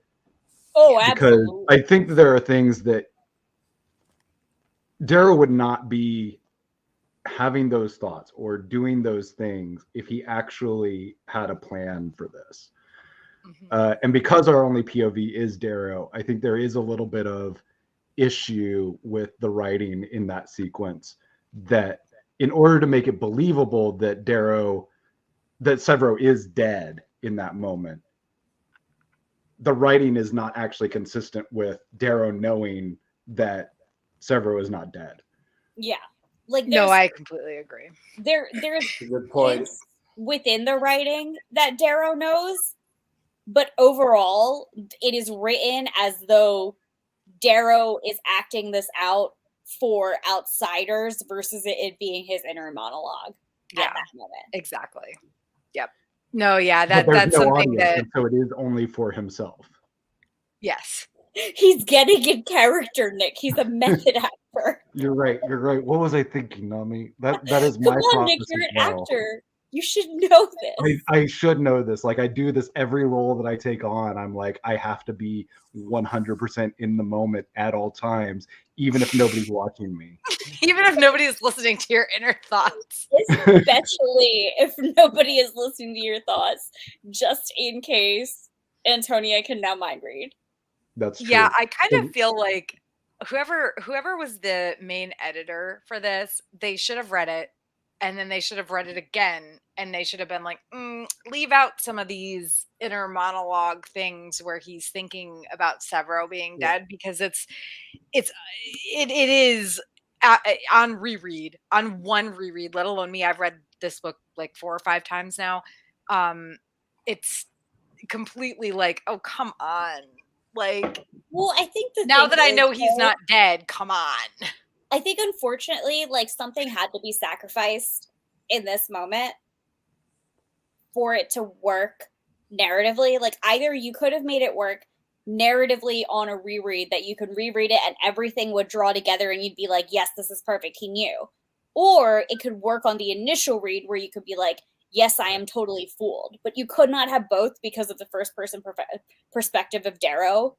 And I think ultimately the choice that Pierce and the editors made was making it hit correctly the first time by fully fooling you. And I think that was a choice that they had to make, because there was no way to make it work.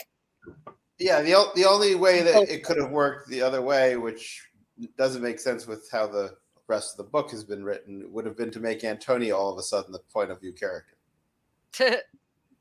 Yeah. Alternatively, have you considered Severo's fake corpse as the point of view character? I think that would be very compelling. Or just omit some passages and you don't have as, I would say, compelling of a, oh God, everything's going wrong kind of moment.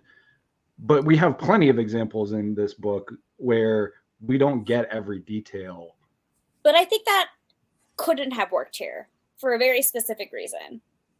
And that is because anytime somebody Darrow cares about has died, he has dwelled. Oh, I completely agree with you. I'm just saying,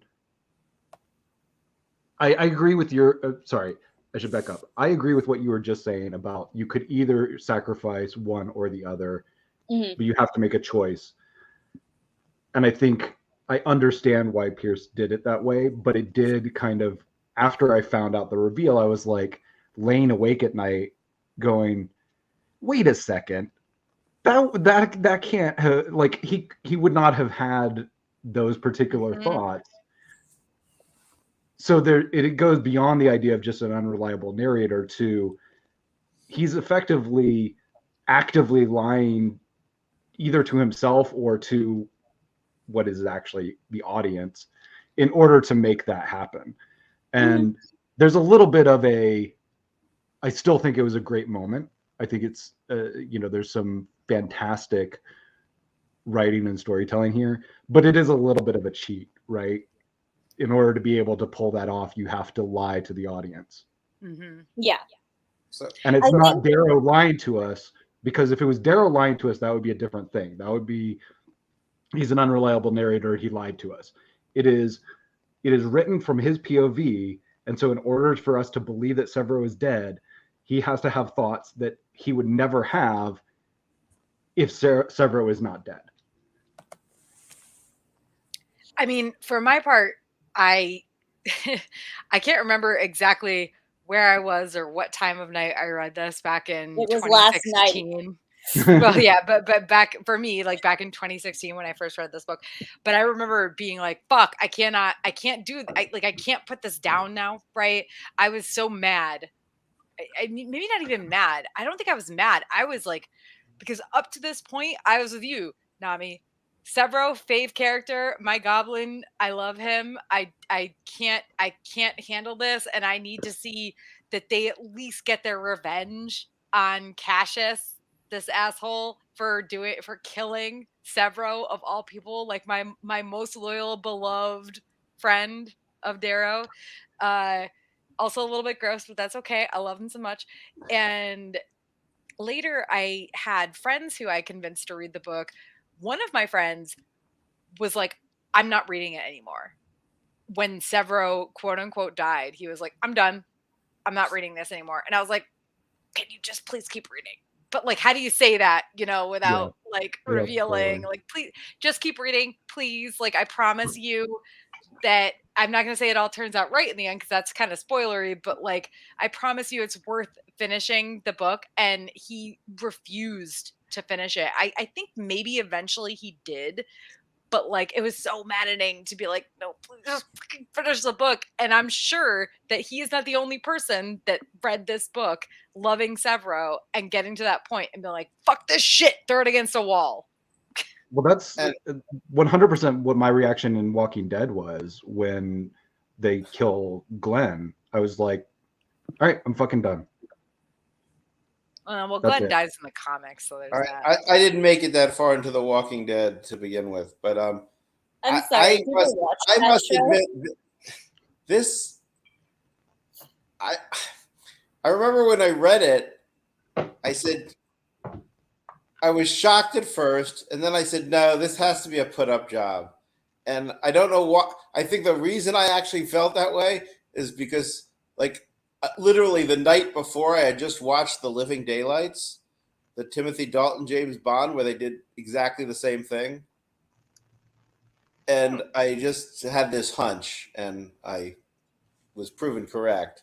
I wasn't sure, but so I did not have the same visceral shock as everyone else. As I said, no, this isn't how it's ending. There's a plan here, but I don't know what it is yet. Oh, I absolutely cried. So you know what's the craziest part about this? Like, I am 97% sure that I spoiled, like, the fact that Severo exists in the sequel books to myself, and somehow fully just, like, no thoughts, head empty, only disrage, which is what I'm calling the combined feelings of despair and rage that I experienced last night when I was reading this at 11:30 at night, and I was like, fuck, I have to stay awake and finish the book now, don't I? Well, I'm glad you did. I am 97% sure I knew Severo was in the next book and everything, and I was still like, what? He's dead? I believe this! And fucking Cassius, right? Fucking Cassius and fucking Darrow. But, okay, so listen. Yes, we all know Severo is still actually alive. But for now, it's time to talk about the other person who's still actually alive, which is Aja. And, like, not only is Aja's still alive. Which, first of all, how? She fell down like a crevice? She's really good at hiking.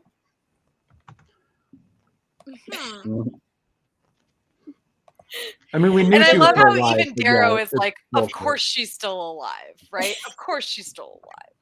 Yeah. like such plot convenience, much wow, but also like we didn't see a body. We knew this was coming. Like there was no way in hell she was dead without a body.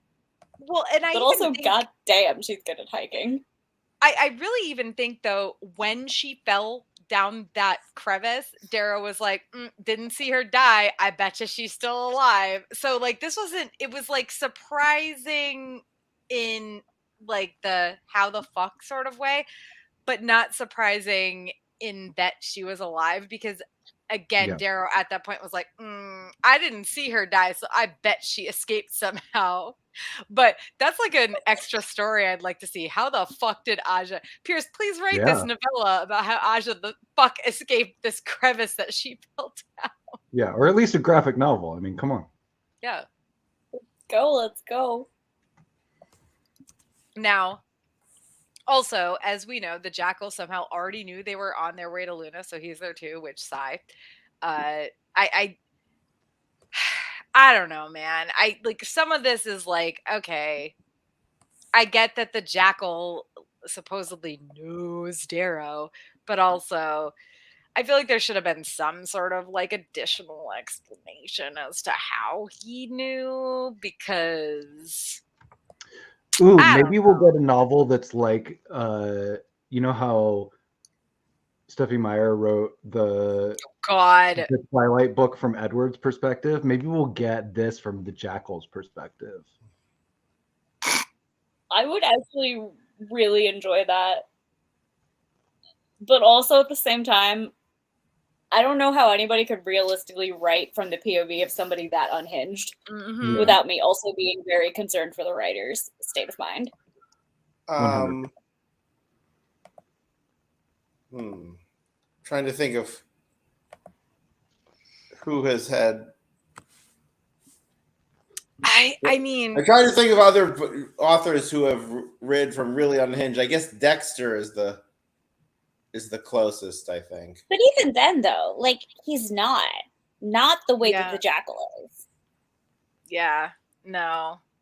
I mean, yes, like I get the kind of comparison, but like also no, the Jackal is he bad and he's just always been bad and always gonna be bad.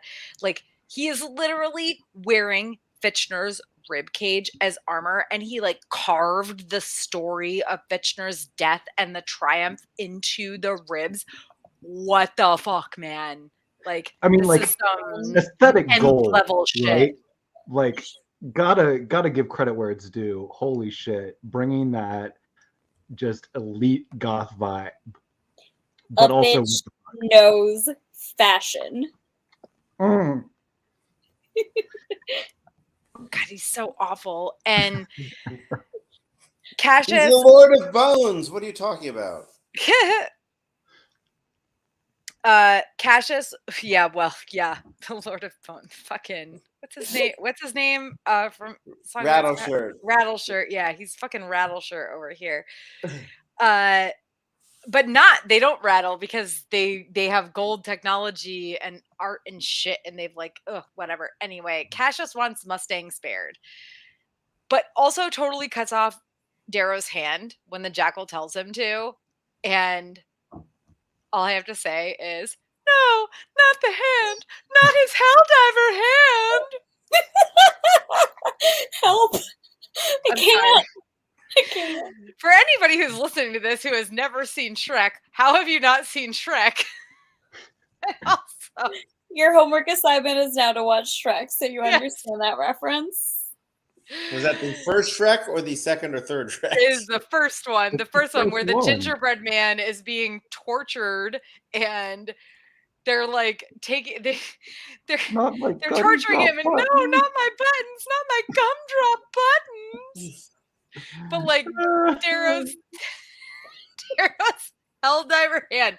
We have heard so much about these fucking hands, and now his hand, one of them at least his right hand, sorry, which is his main, his main hand is cut off. And actually, do we ever know for sure that Darrow's right-handed? They Yes, say because he they is. Okay. specifically pointed out in this moment, and they're like, we're taking this one. Which one's his dominant hand? Yeah, take that one. Yeah, no. My point being, though, Cassius, they're asking Cassius, or no, they're asking Cassius, which hand is his dominant hand? Is he actually left-handed, and did Cassius lie? Or No. I don't ambidextrous? think so, because in the fight with Aja, it's like he's one-handed and also not using his dominant hand. Like, I think he Yeah. actually says that. Yeah, fine, whatever. I think that would have been a fun, because it's not, as far as I remember / know, it's not something that was ever mentioned before that he is specifically right-handed. So it would have been a fun thing for Cassius to be asked that question and why, and have them True. take his non-dominant hand. Or it could be like Inigo Montoya, and he could say, "I'm not actually right-handed." Yeah. I mean, Exactly. listen, you know what they say about dual wielders, and we've made it very clear that if Darrow knew that dual wielding was an option, he would have been dual wielding this entire time. This is absolutely a joke about how, what is it? Loki and Hela from the MCU are both bisexual because they dual wield weapons. Thank you. Mm-hmm. Yeah. Well, anyway, they cut off one of his hands, Darrow's poor hands that he's so proud of all the fucking time. But they do have to deliver Darrow, Mustang, and Severo's body to the Sovereign, even after they have mutilated Darrow. And once they're in her secret lair, which is known as the Dragon's Maw, everyone there is praising Cassius. The Sovereign even claims, "You remind me of Lorne when he was young." And Darrow remembers. I know she once said to Virginia that she reminded her of herself. The affection is more real than the Jackal has for his men, but she's still a collector, still using love and loyalty as a shield to protect herself. Seriously. Oh my god, like the fact that they're similar in that way is telling. But anyway, Mustang causes a bit of a stir when she informs them that the 10,000 obsidian landed on Luna hours ago via grain ships from Earth, and most of the guards rush out to deal with this. Now, there are still several guards, 3 I think to be exact, 2 or 3 Olympic Knights and Aja there, along with Cassius, Antonia, and the Jackal. But Antonia is removed immediately due to her abandoning Roke and the fleet at the Battle of Ilium, which, bye forever, bitch. No one will miss you. Like, Bye, Felicia. Bye. yeah, this is the real, true, necessary bye, Felicia. Like, This is the actual triumph of the series. Who's Felicia? Yeah. Oh, God. yeah, It would take too long to explain this. yes, yeah. We're not getting into that now. But she, like, they call the thing about this is that they take the time to do this, which seems a bit kind of out of place and odd. Like, why wouldn't you have waited until after the fact, but I get plot convenience again. And they take or they send the Praetorians out, 7 of the 10, and Aja seals the sanctum behind them, and they just like immediately turn to the Antonia matter, which again, like I said, kind of seems okay. Like, you could have taken care of her later. I think this just is like we got to get rid of Antonia somehow real quick, because otherwise she's another person for them to fight. Honestly, But to me, the way I actually read it was like, Octavia being unwilling to let somebody unworthy share in her success, like her moment of success. Because that's what this next part was, right? Like, this next part was that, like, everybody on screen, everybody who could possibly end up in this broadcast would inherently share in the success. And Antonia was not fucking worthy. So Octavia was like, no, we get rid of her now. She does not deserve to be here, which is how I was reading it. And I love how she steps forward and is like, yes, what? Like, thinking she's gonna be commended. And they're just like, yeah, no, you're a coward who abandoned your fleet. And she tries to shit on Roke, and Octavia's like, now you're shitting on his friend? Pointing to Cassius. Like, the fuck is wrong with you? And Antonia then turns to the Jackal and is like, but. And the Jackal's like, I'd rather have the loyalty of a dog than a coward. Oof. Or maybe woof. I don't know, man.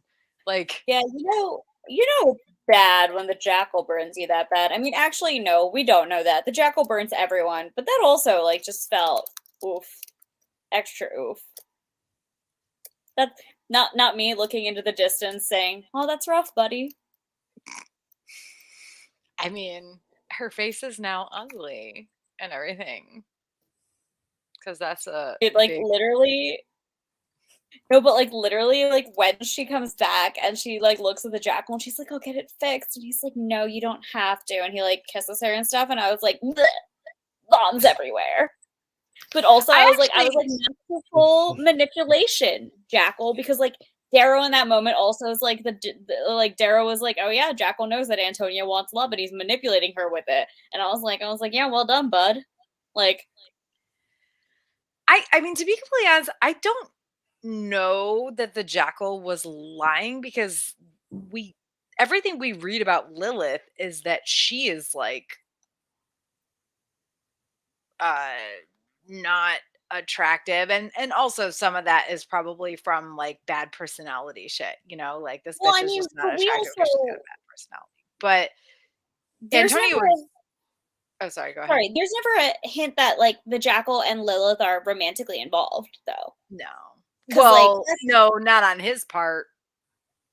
I think she's totally obsessed with him. oh, But well, yeah, no, I think that too. But I think the Jackal was never involved back, which yeah. is why the thing with Antonia was, like, particularly like, wait a second.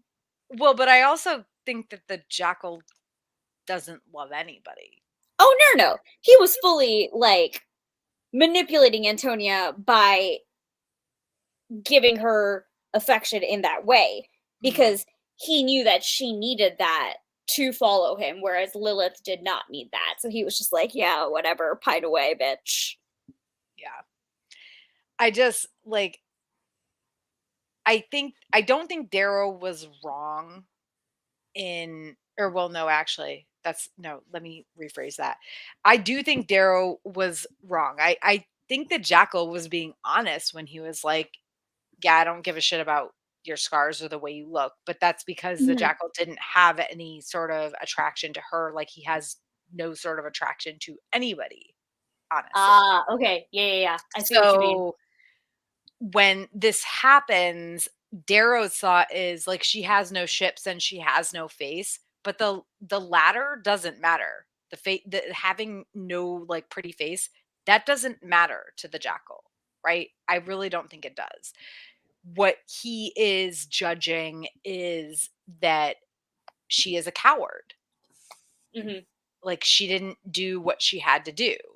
I'm sure he probably thinks Roke was a coward too for unaliving himself. But actually, I think I would technically disagree with that, because I think he might think that Roke was incompetent or like incapable, but I think ultimately he would say that, like, he owned his fuck up and was like, my only choice is to go down with my ship.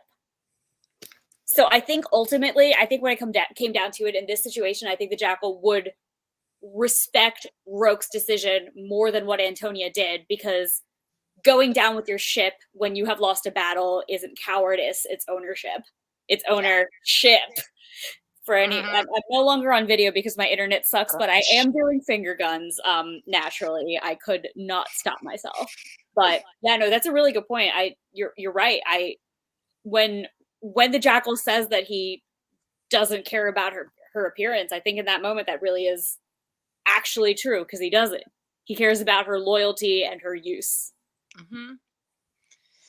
Well, good news is she gone now. I mean, and also she had kind of a rough end too. Like Aja chokes her to death. Like you literally could have just used your razor or a gun or something, but Well, she also, like, chokes her to death. They specify that it takes like a minute for her to die. That's a long ass time when you're choking. A lot of concern there. I mean, at least maybe she's into that.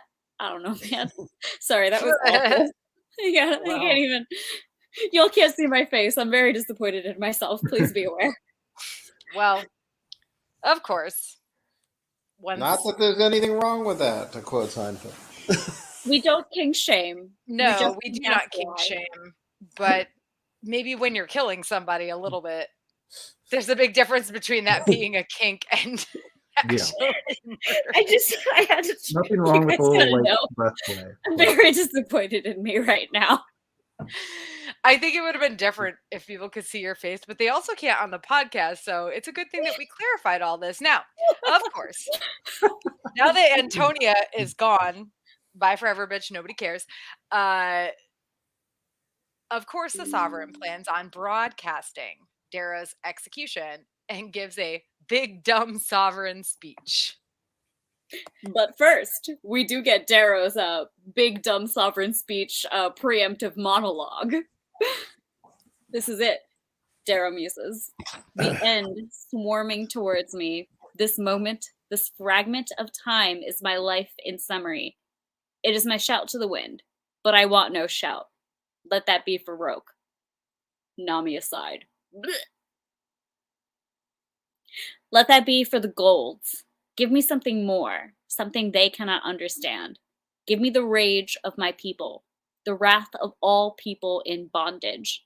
As the sovereign recites her sentence, as the jackal waits to deliver it, as Mustang kneels on the ground, as Cassius watches me from among the Praetorians and knights, waiting, and as Asia sees me look to the tall blonde knight, she steps forward in trepidation because she knows something is wrong. I throw back my head and howl. I howl for my wife, for my father, for Ragnar and Quinn and Pax and Neril, for all the people I've lost, for all they would take. I howl because I am a helldiver of Lycos. I am the Reaper of Mars, and I paid for access to this bunker with my flesh, all so I could come before Octavia, all so that I might either die with my friends or see our enemies brought to justice. Because, oh yeah, Cassius was on their side this whole time, and honestly, woo! Literally, like, in this moment where he's like, Cassius watches me and Asia sees me look to the tall blonde knight, I, like, stopped at that exact moment, and I, like, went back and reread it, and I'm like, why is he looking at Cassius, huh? And then I kept reading, and I was like, fuck! The tall blonde knight with his curly hair and the dimple in his chin. His boyfriend.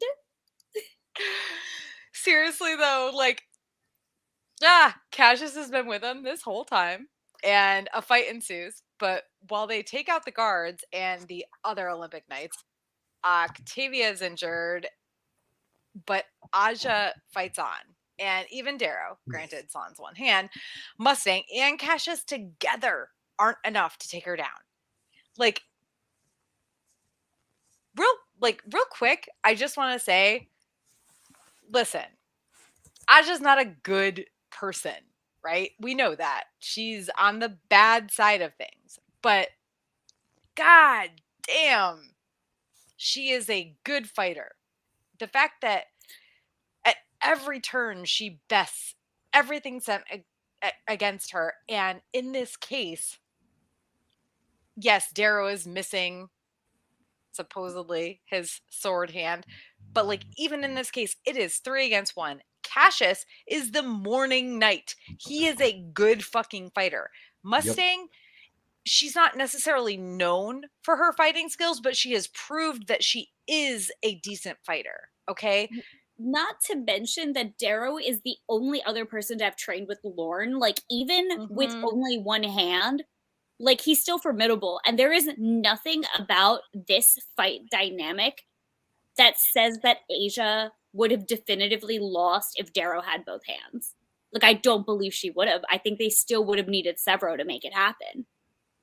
Which is the crazy part. Like, she's not a good person by any sense of the word, but she is great. She is so great. It is wild. This is one of those moments where my biases are showing, and I'm like, yes, I support women's wrongs. Aja Algrimis, I love you, ma'am. I mean, she's this series' sword of the morning, right? Yeah. Yeah, she's the Arthur And the King. scene was similar. She really is, yeah. You know, Howland stabbed her in the back, i.e. Severo. Severo is Howland Reed confirmed. Oh my God, you're not wrong though. So that is speaking of that, it's time for Severo to wakey. It is time for Severo to wakey. Like, whoa. Darrow just stabbed. Like, first of all, the first time you read this, okay, like when Darrow runs over to Severo and Aja's like, you coward, you're running. And Darrow's like, I'm not running. Fuck you. I'm going to get my friend who totally is alive and stab him in the chest with a syringe full of snake bite and maybe possibly give him a heart attack. Like, let's hope that doesn't happen. I would like to specify that there is a moment when they are walking out later when Severo absolutely is like vibrating and they're like, dude, what's wrong with you? And he's like, I'm having a heart attack, boys, chill. Yeah. Like he's not okay. At least it waited until then, though. Yeah, right. That was polite of a heart attack, honestly. So finally, the 4 of them. It takes 4 fucking people to bring Aja down. And again, honestly, huge props to Aja because, again, while she might have been a terrible person, damn, could she obviously fight. Mm-hmm. Insane. God, I love her. And at That's the an end, evil wife. At the end, Octavia asks Cassius why, as in, why did he betray them? Well, it turns out she is the one who ordered his entire family killed. I mean, listen, we all knew it wasn't Darrow who did that shit, but still, damn, Octavia. So he tells her, because you lied. You ask me why? It is because you are without honor. I swore an oath as an Olympic knight to honor the compact, to bring justice to the society of man. You swore the same, Octavia, but you forgot what that meant. Everyone has. That is why this world is broken. Maybe the next one can be better.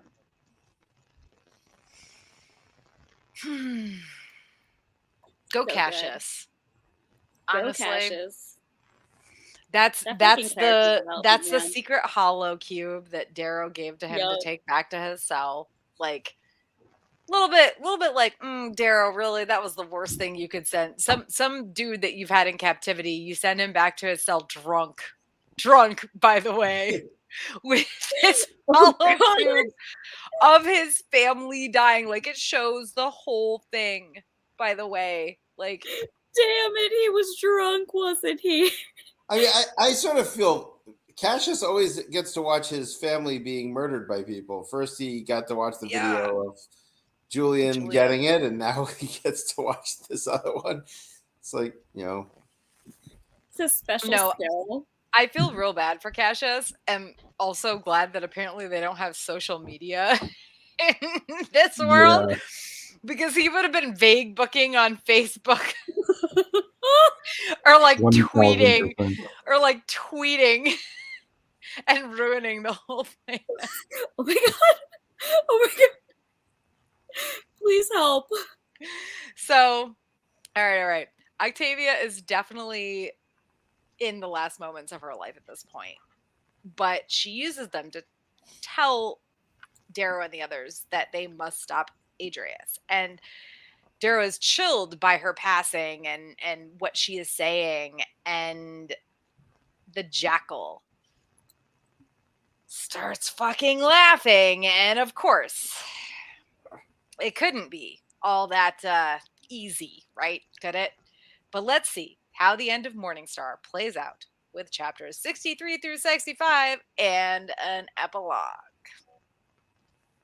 So, why does the jackal start cackling as the sovereign dies? Well, because Adrius do be Adriusing. Thank you, Nami. And before he Yo. reveals exactly what he's been up to, obviously he has to wax on about how he turned cannibal at the Institute just to make the point that if no one sacrifices, then no one survives. And somehow, from this little tidbit, our heroes glean that all of those nukes the jackal stole aren't actually on Mars, they're on Luna. And when Mustang tries to reason with him, he simply taps a little comm that he had implanted in his ear, convenient, and orders Lilith to detonate one, killing more than 5 million people in one fell swoop. What is it that he wants exactly? Why, for Darrow to martyr himself and then to be crowned sovereign, of course. And when Mustang tells him no, well, he simply detonates another bomb. At this point, Darrow's friends look to him, and while part of him believes that his death is not the end, but the beginning of something new, he knows that Mustang wants him to choose life. And he also realizes that his friends have made him want to live, want to build. So when the jackal presses him for his answer, Darrow punches him in the fucking throat instead, and finally divests Adrius Augustus of the body part he should have taken in the first place, way back at the Institute, his bloody damn tongue. About freaking time, Darrow. Oof. Unfortunately, Lilith just keeps detonating bombs, and when Darrow calls up Victra, they find out if the Jackal ship has shielding that prevents them from jamming the signal or using EMPs, which come on now, not shocking. Eventually, the old EMP trick was going to stop working, guys. But as they're discussing how the heck they can stop this nuclear slaughter, Lysander, of all people, steps up, suggesting they hail his godfather, the Ash Lord, that is, and ask for his help.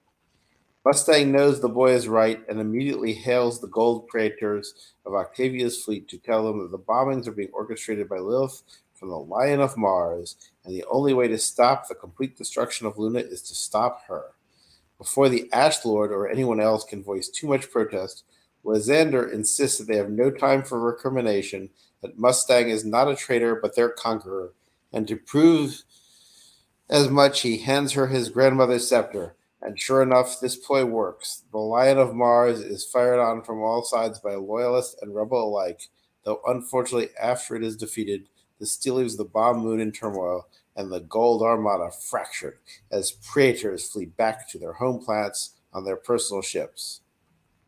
Not sure how that's much different than how Antonia behaved, but that's okay. So Darrow, Mustang, Severo, and Cassius might be battered and bloody, but there's still more work to be done. Lysander joins them as they leave the bunker and make their way to the Senate chamber, collecting a following of Praetorian guards, obsidians, and greys along the way, and facing little opposition due to their constantly growing following.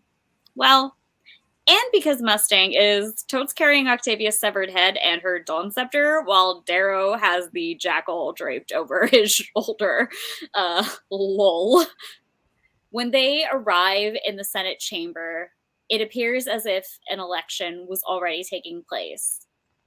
But Mustang immediately takes the podium.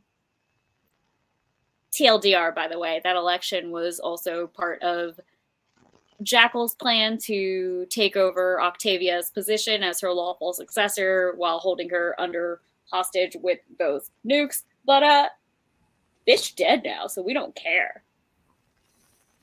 As Darrow is the bridge to the low colors, so Mustang, it needs to be the bridge to the high colors. And when she declares the beginning of a new age, first Darrow, then Cassius, then several fall to their knees, and they are quickly followed by Lysander, the Praetorians, and finally the Senators, all hailing Mustang as the new sovereign.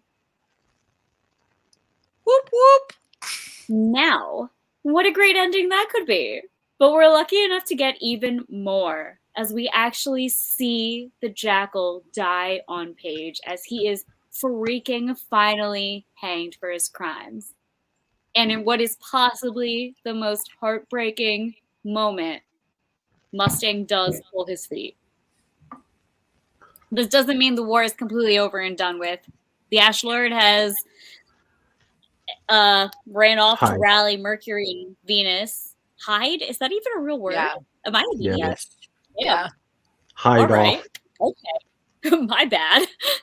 The Ash Lord has hied off to rally Mercury and Venus. Gold warlords are trying to stake their own claims, and Luna is a disaster of riots, food shortages, and spreading radiation. But hey, Darrow got his hand reattached, and even though he knows change will come slower than the Sons of Ares expected, at least the society won't fall into full-blown anarchy. Well, hopefully not anyway. It's in this blend of turmoil and hope that Darrow says goodbye to Cassius, who is off to see what else is out there, with Lysander by his side no less. And then Darrow and Mustang finally get to fly off to Earth for a little alone time, or so Darrow thinks, until a ship lands on their secluded beach in the Pacific Northwest. A ship full of Barcus, Telemonuses, and Darrow's own family, including his mother, who is carrying a golden-haired child, Pax, his and Mustang's son. What the what? The TLDR is that Pax was born 9 months after the Lion's reign on Mars, while Darrow was in captivity. But Mustang wanted to make sure that Darrow could do more than break, that he could build. And then later, Deanna insisted that the secret continue, because if Darrow knew he had a son, he wouldn't do what needed to be done. But now he can be both sword and father, a builder as well as a destroyer, and he can't wait to tell Pax of the rage of Ares, the strength of Ragnar, the honor of Cassius, the love of Severo, the loyalty of Victra, and the dream of Io, the girl who inspired Darrow to live for more. The end. So he basically screams Scrave instead of Shazam. Okay. Well, so we learn why the Jackal was allowed in the we learn why the Jackal was allowed in the Sovereign's presence armed at that. And it was because she had bigger things to worry about, like the nukes he had hid all over Luna. It's you, Jonathan. The Jackal tells them, I never wanted to nuke Mars. I was born on Mars. It is my birthright, the prize from which all things flow. Her helium is the blood of the Empire. This moon, this skeleton orb is, like Octavia, a treacherous old crone sucking at the marrow of the society, crowing about what was instead of what can be, and Octavia let me ransom it, just as you will, because you are weak and you did not learn that you should have at the Institute. To win, you must sacrifice. Okay, dude. Cool motive, still murder. Yeah. Exactly. I mean, sorry. TLDR. Jackal isn't cool motive, still murder. Jackal is still, where's your motive, bud? Also murder. Mm-hmm.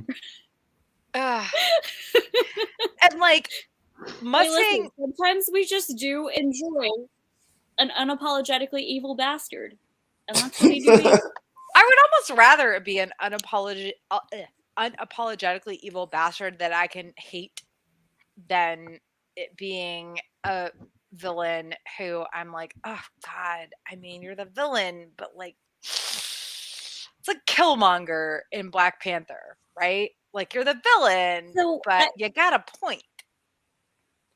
Yeah, but I will Killmonger's say, much more legitimate. Oh, Killmonger right, was correct.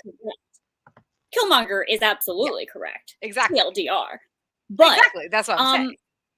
Yeah, no. That being said, though, I think there is a place for both types of villains. And I think that while I find it more ultimately satisfying to have a narrative that at least has one villain who is very understandable to the point where it's either, oh, I get your motives, or oh no, this could have been me, or oh no, you do have the right idea but the wrong methods, like something like that. I always find that more compelling, but there's also just something very, very fun about an unapologetically evil bastard.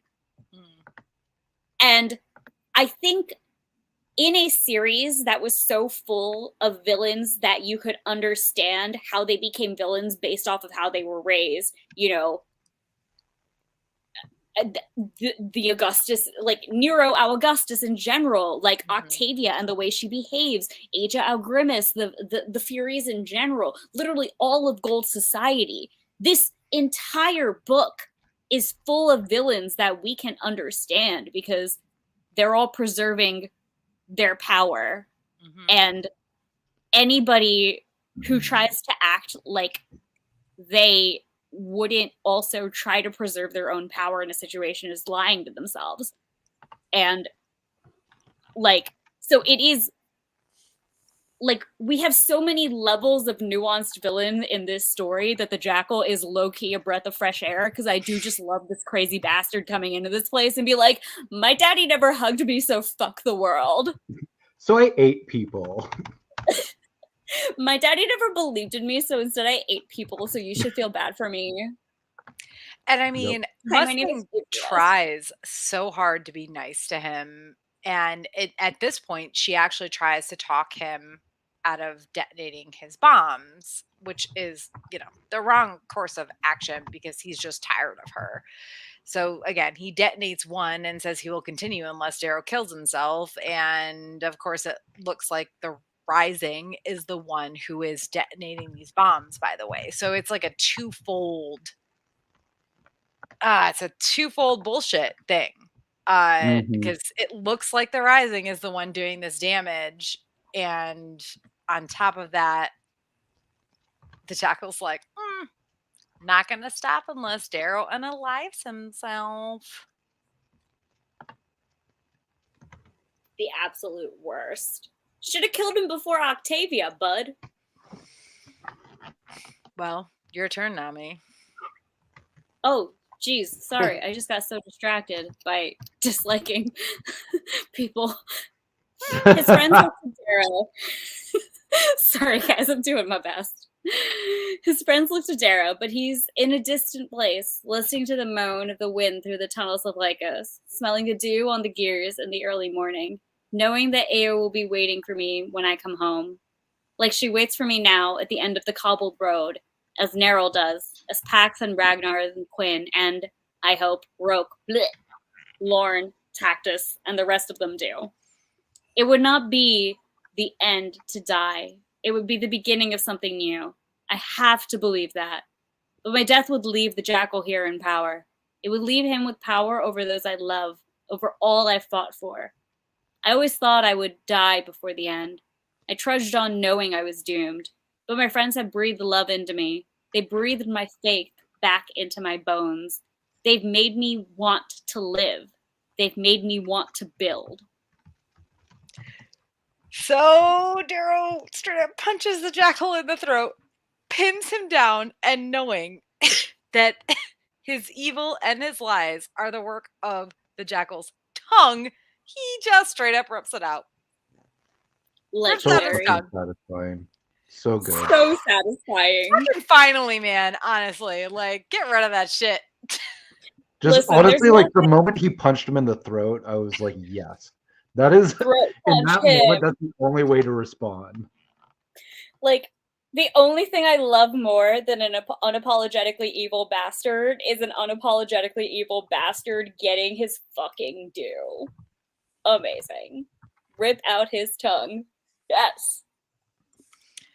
Now, granted, that doesn't stop whatever's going on. Like, in the end, they need the Ash Lord's help to stop Lilith, because she's still just detonating bombs left and right. She doesn't, I don't even think she knows at this point that the Jackal's tongue has been ripped out. She was told to do what she did, so she's doing it because she's a fucking robot or whatever.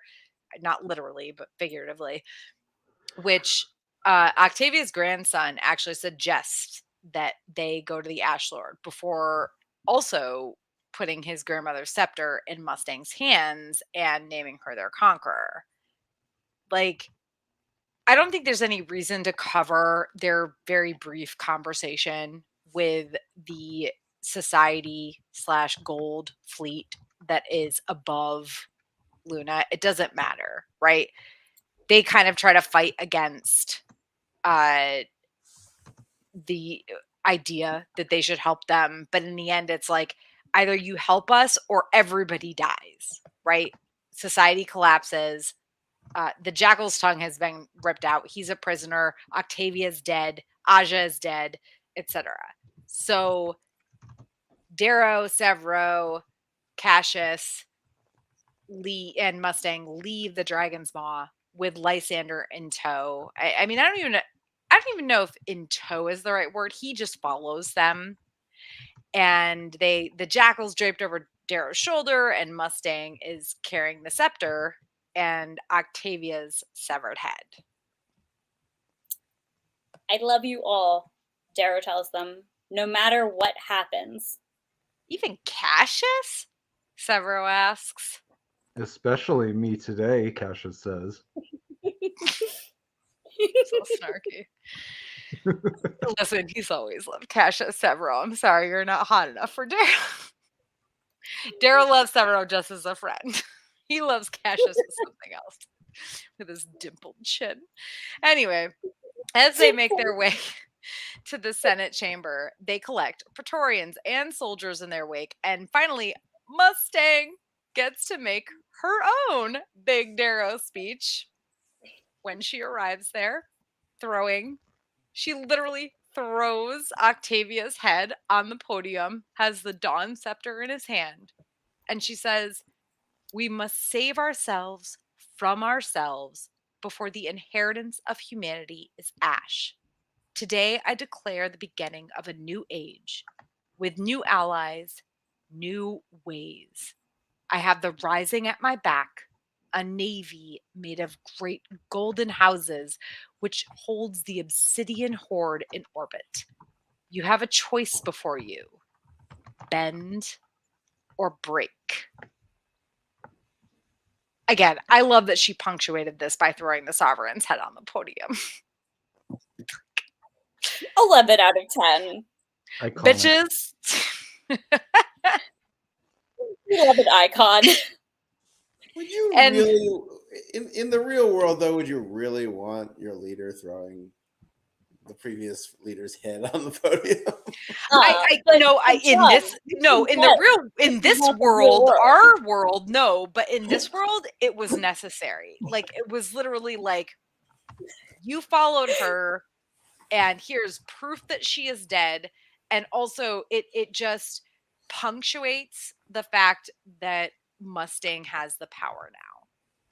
You know? Well, the other thing they specifically highlight in this moment is that Mustang is doing exactly what Octavia did when she took power. Because when Octavia took power, she showed up with the severed head of the previous ruler. And Mustang is her own father. Exactly. Yeah. No, if this was like, IRL, and somebody did this, I'd be like, please lock that psychopath up. Thank you. Please keep in mind, all of these character assessments are being made in the context of the screwed character values of the society, and none of us here actually condone severing enemies' heads and throwing them to punctuate political statements. Like that's our new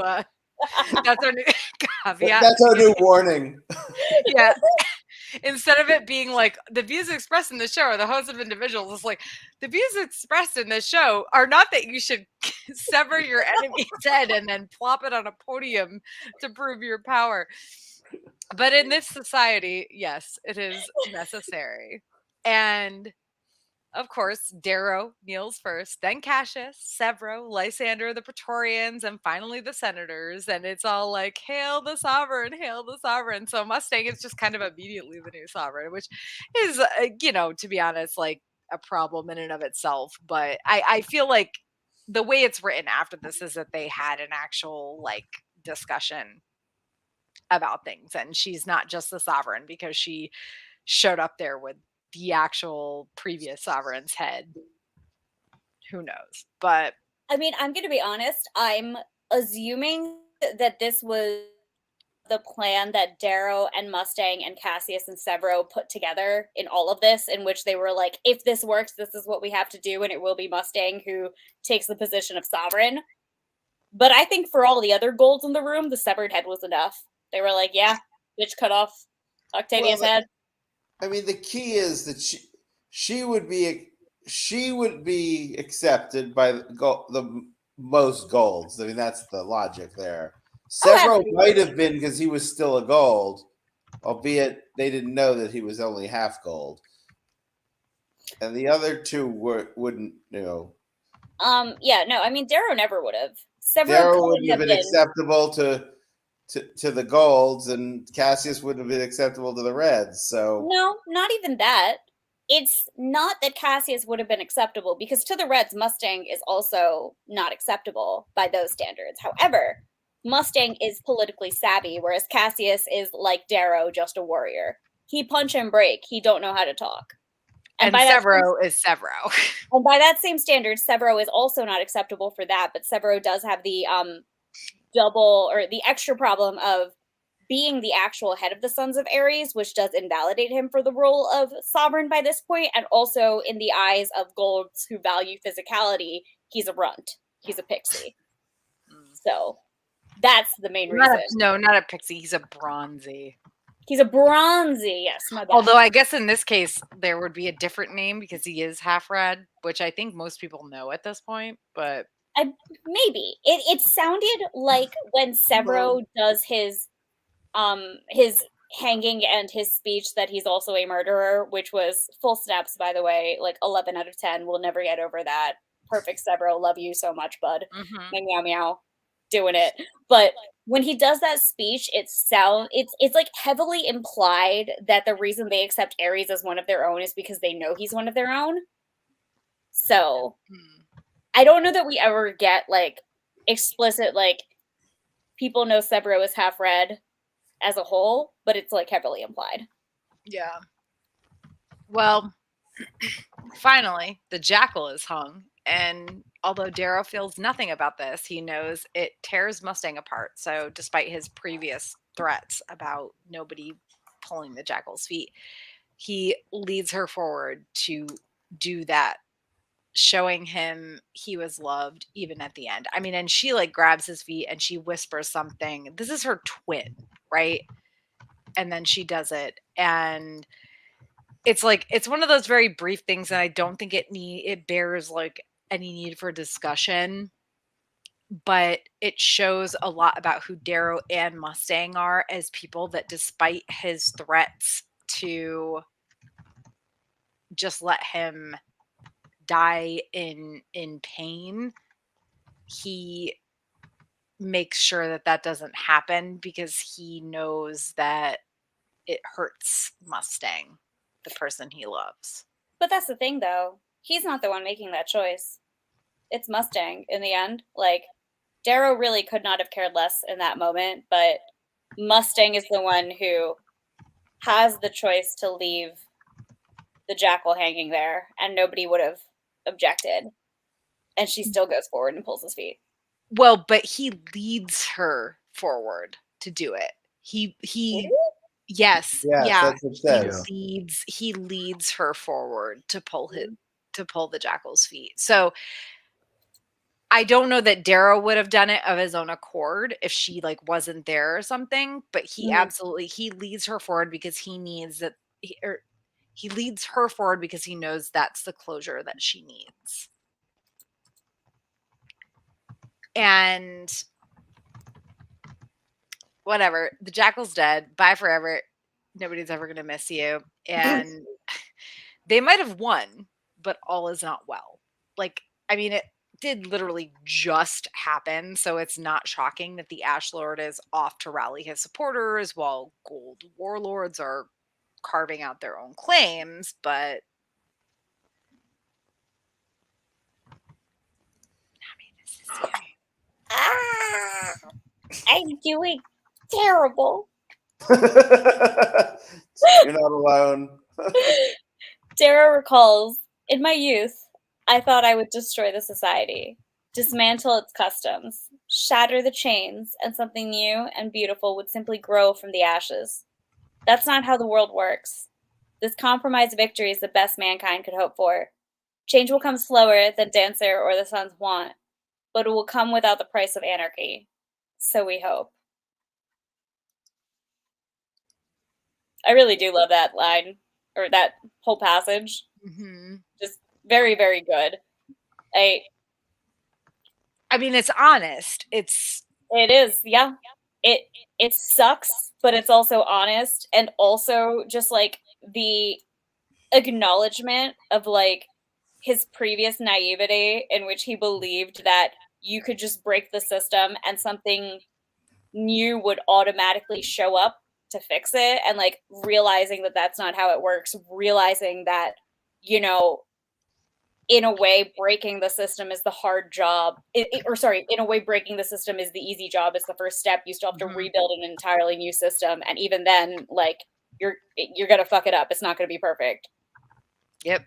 All you can try to do is be better. Hashtag we love growth in this house. Yeah.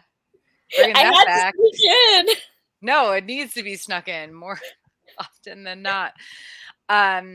So Cassius leaves despite Darrow telling him he could stay. He's like, nah, there's no place for me here. I want to see what else is out there. And he takes Lysander with him and he's like, I'm going to raise him right.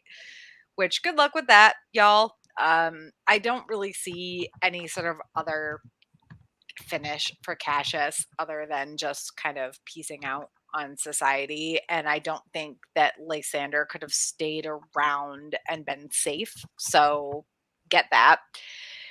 And now Darrow gets a vacation complete with a surprise son. And I just want to like lull about this a little bit because everyone knew about it before Darrow. I mean, Yeah. Obviously the Telemonases, and also now we know why Mustang and Deanna, Darrow's mom, had such a heartfelt goodbye earlier in this book, but also Dancer, Victra, Severo, they're all on that ship that brings Pax to meet Darrow. So just like literally everyone knew. Oh man. Like, sorry, Darrow. Okay, let's talk about this critical plot point, however. Why did Mustang want to get pregnant when she did? Because the alternative is she was just an idiot. No, she 500 years they don't have better birth control. I don't think she thought about that when they had just finished the Iron Rain and Darrow was like seriously injured, barely saved by Fitchner, and she went to his room and was like sleeping in the bed with him while he was like sleeping and recovering, and then he wakes up and she's like, I'm gonna bang you, bro. Like she definitely, nobody thinks, I'm telling you right now, nobody thinks about no one thinks, no, you know, again, today I would assume methods are a little bit better in 500 years. Bold of you to assume that anybody is prioritizing conception when they have bigger shit to think about than women's rights. Well, I don't even think it's that. I literally think it's like she didn't think about it because this is the person that she's in love with, and she thought he might die, and then he didn't, and then they have sex, and she just, I guess he is so virile. That's all it takes. But like, also, she's not gonna. I mean, I don't. Mustang does not need, like, there's no need for her to not have a child, right? She has money, she has power. This is a bad world, so I would not have ever questioned her choice to not have a child after she got pregnant.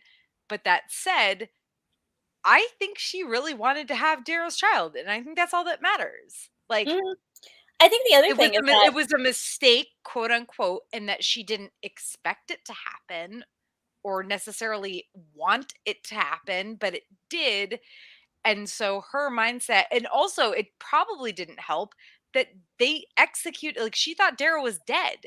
And so in yeah, her no, mind, this it's like, is this is the thing I get from the person I have loved most in this world, oh right? no, this is absolutely like fully a happy accident. Loki, I do believe that if it is possible that if Darrow had not been publicly executed, that she might not have kept the child because she might have thought she still had Darrow. Again, this is no value judgment based off of that decision. It's just a practical one because I think when it comes down to it, no matter what her thoughts were on having children before this was her last piece of Darrow. And I think at that point, it was not only was it a happy accident, it was the most fortuitous gift that she could have asked for because she had a way to keep Darrow with her when she thought he was dead. Well, and I also see Mustang actually being the person who just generally really wants to be a mom. Like, that's not her ultimate goal or whatever, but the way she was raised, very particularly by the Telemanis family, who is Mm-hmm. all about family. Like, Mustang being a mom, and even with Darrow gone, knowing that she has the support of the Telemanises in everything she does. They are so fucking obsessed with her, and I love it. Like, So good. there is They fully adopted her. there is nothing about this that, like, could she have not had a baby? Absolutely. But I don't think, I honestly don't think there's any plot line, storyline, or world in which she would have chosen not to. And I'm not, this is not like Mustang's anti-abortion or anything like that. That's bullshit. No, bullshit. Mustang wanted to have No, this child not just because Darrow was dead, but because she wanted to be a mother. And she, let's be real, she would be a good mother. Like, the way she was raised by the Telemonises, like, everything we know about that family, like, fuck all with Nero and Adrius and her evil stepmother and everything that happened. Like, she okay. wanted this, and so she I had the baby. I get that part once she got pregnant. I just not buying that in a world where you have basically women soldiers fighting wars that they would not be on semi-permanent protection as they're going into those battles. That's just Well, That's absurd. I think here's the other thing though. No, It's absolutely not. That's it's absurd. yeah, no. First of all, I think the biggest thing is that that's probably a requirement for obsidian women and gray women. That's probably an option for gold women if they want to take that route. But for gold women who have this much privilege that they can choose whatever they want to do, there's no reason for them to Well, have preemptive birth control. Like, well, and also, when was the last time she had sex? Like, I'm sorry, but as a femme presenting person, like, I've had an IUD, but if I didn't have an IUD, I absolutely would not have been on the pill for like years at a time just to maybe possibly prevent the one time in like 2 years I had sex. Okay? Like, yeah, and for me personally, the reason I got on the pill is to stop like my super like cripplingly painful periods. And like in this society, like you clearly don't need to do that. Like if you're not no. like They probably have some shit that helps that anyway. Like, right. exactly, they have carvers who can fix that already. And like the thing is, there is no reason. Okay, TLDR. The reason birth control needs to exist in this world right now is because it is not sustainable or affordable for a woman to be in a position when she cannot afford to support herself because she has to be absent from work to have a baby. That is the reason birth exists. In a society where women like Mustang are so privileged and so rich that they can take the time off to have children, they can support themselves if they decided to just have kids. There's no reason to preempt. oh no. Nami, you're cutting out. We need birth is unfortunately if women get pregnant and they can't like I keep going in and out. Yeah, you Like do. it's but yeah, so TLDR, the reason we need birth control in this world is because women are not able to financially support themselves or their families if they get pregnant and want to have that. And want to have access to. Is that what she's typing to you? Nope, Or you I'm removing one Nami. Not me getting cut off in the middle of a super important Kick point. from studio. Kick guest. Well, Okay. Tara filled in for you. We assume she read your mind. Yeah, no, I mean, seriously though, like there's a very different mindset of the world that we are in now, like Nami was saying, and what this future might be. And also, like, there's several different aspects that go into this. And I mean, but here's the thing. I think the real truth is that Mustang hadn't had sex in a long ass time. Damn right she was on birth control with Cassius, because she didn't want any part of that. Like she was in that relationship to protect her family. That's it. But with Darrow, it was like where when she was separated from Cassius, it's like, why? And then like she has sex with Darrow literally one time and gets pregnant. Like, ooh, like I said, he virile. But I'm also, going to say, every single story I've heard about anybody actively trying to have children has involved them having to try multiple times. So I'm just like, Mustang babe. Dang. I think it's both of them. She got good eggs, he got good sperm. All right, well, damn though. Damn though. The epilogue of this book is great, and Darrow's last thoughts are, My people needed a sword, not a father. But now, for the first time in my life, I can be both. The war is not over. The sacrifices we made to take Luna will haunt our new world. I know that. But I'm no longer alone in the dark. When I first stepped through the gates of the Institute, I wore the weight of the world on my shoulders. It crushed me, broke me, but my friends have pieced me together. Now they each carry a part of Ao's dream. Together, we can make a world fit for my son, for the generations to come. and I don't want to go into the whole last quote that he has because we put it into the summary, but I want to close out with a quick discussion with thoughts on the following.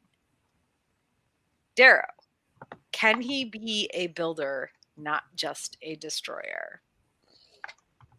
I already expressed my extreme fears about this, but I am so concerned that the only reason we're having a sequel is that one, they're bad at building a new society, and two, Darrow slowly starts to become the tyrant that he initially tried to overthrow. Because narratively, it would make it for a great story, and I hope what we actually get in the end is here are my hopes for the next series, because I know it is it starts with a 10 years and the war is still raging for trying to get this new order together. So what I hope is that we get true like rebuilding and restructuring of society. We get the story of what happens after the battle.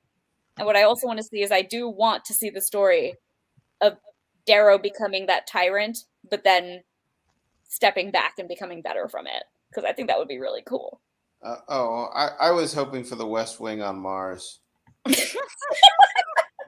mean, I will also accept that. If we get Mustang just being like the badassest president ever, like I'll accept that. I will be happy with that. Yeah, I think it's hard to say. Like, I don't think Darrow knows how to be a builder. I think he wants to be that, but I don't think he knows how to be. And I think that is probably going to be the biggest issue. Nick, any thoughts? I think I agree with you. I think he is not experienced at being a builder. He is experienced at being a killer and a warlord, and not at peace or running any kind of government. Well, thankfully he has Mustang for that, so Yes, we have a little bit of hope, like a small amount of hope. I have a lot more hope in Mustang than I do in Darrow. Yeah, Absolutely. but The next part is Mustang's battle, not Darrow's. yeah, but as we close out, the things that he lists that he is going to tell Pax about. The rage of Ares. So in this case, he's talking about Fitchner. And I think saying the rage of Ares is probably more like a Fitchner was so angry about what happened to his wife that he became an emblem for change, right?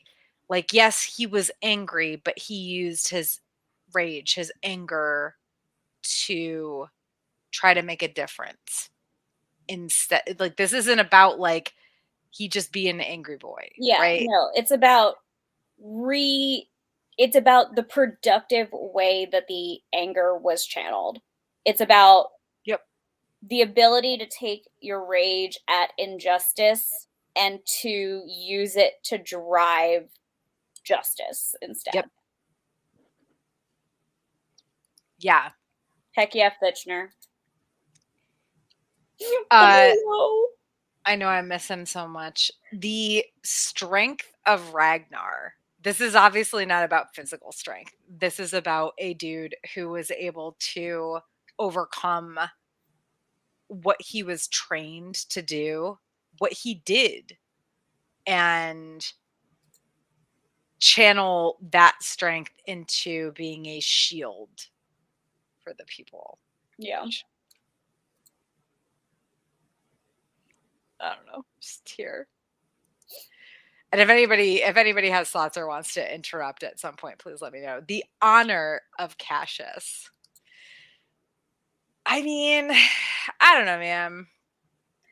Honestly, though, I do kind of have to ultimately stand up for this one because it sounds very, very cheesy. But the reason Cassius is better than the other golds is because he realizes that his honor extends to how he treats the people he was taught were beneath him. And the reason Cassius is honorable, whereas other golds are not, is because to him, when it comes down to it, he treats a person as a person because it's the right and honorable thing to do. Whereas the other golds don't.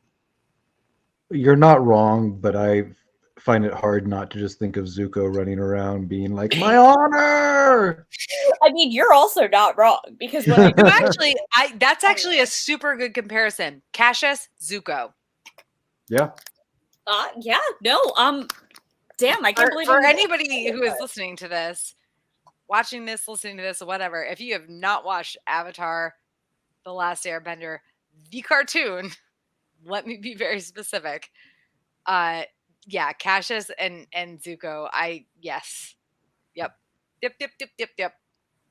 Yeah, Super, I will super say, good comparison. this might actually be the redemption arc that is on the level of that. Dang. Yeah. That's a good parallel, Nick. My honor! My honor! Now, the next two are interesting because I would have said the loyalty of Severo, but Darrow says the love of Severo. And so I actually have very, very strong thoughts on this one.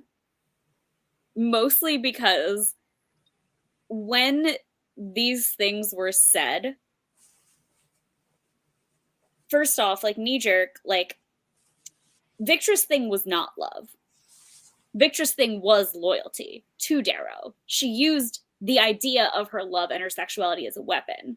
She ultimately finds her love in the story within Severo and within her ability to be true to herself with her friends.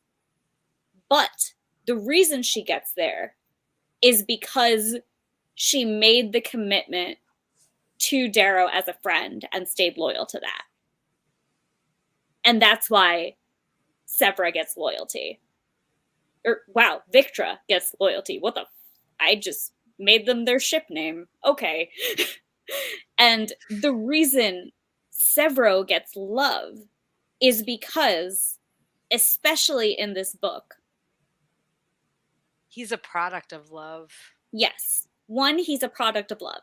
Very base, very, very base level. But two, the reason he matters so much to Darrow is not just because of their loyalty, although obviously that does help. And Severo is the one who has been loyal to him the longest. But Severo's loyalty for Darrow did come from love the whole time. It came because he viewed him as a brother. It came because they were brothers and they loved each other as brothers. And that is why that loyalty stayed. So for Severo is base love result loyalty. Victra is base loyalty result love. And that's why those were the choices for them. I got really, really into my feels at the end of this book. Don't mind me. I thought about this a lot.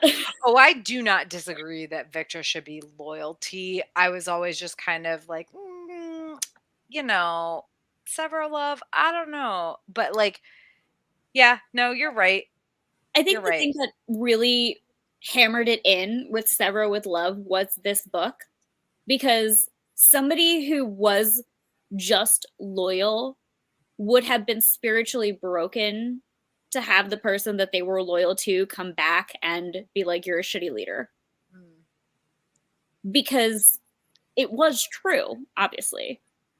But Severo was able to get past that and still grow and still come into himself as a leader of a different sort because of the love in him. And because of the love that he had for Darrow and the willingness of them to like literally like fist fight it out. Literally, yeah. As shitty siblings would do. You know? I see Nick being like steepling his fingers, like he's thinking. No, I'm getting tired. Oh, sorry. That too. All right, we're almost done. So any last thoughts on Severo's love? Or, I mean, really Victra's loyalty, that's kind of obvious. Like, she straight up said at one point, like, I'm loyal to you because of you as a person. I don't give a shit what you are underneath. I don't care that you're red.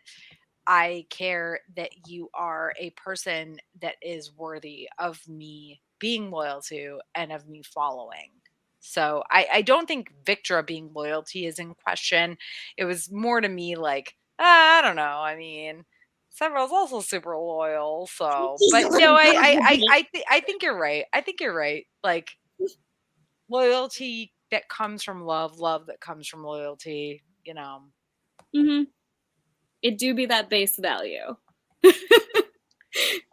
Well, last but not least, the dream of Io, which is to live for more.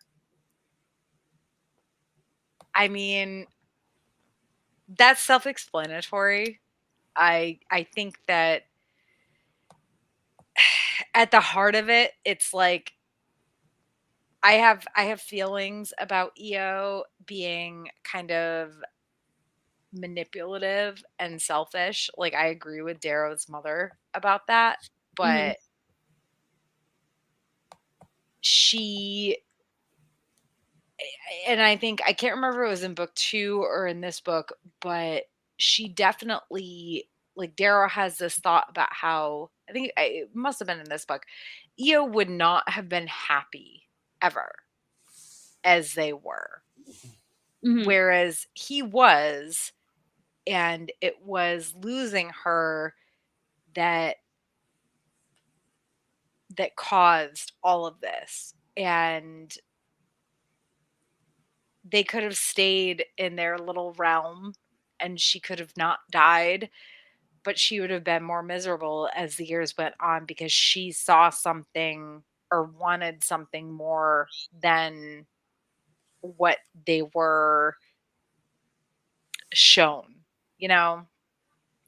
So none of this would have existed without the dream of Io and her martyrdom. Io? I barely knew her. Thank you. I've been holding that in for this entire saga. Oh my God. All right. Well, on that note, do we all want to howl one last time? Yes! Because I want to howl. All right. On the count of 3, we're going to howl. 1, 2, 3.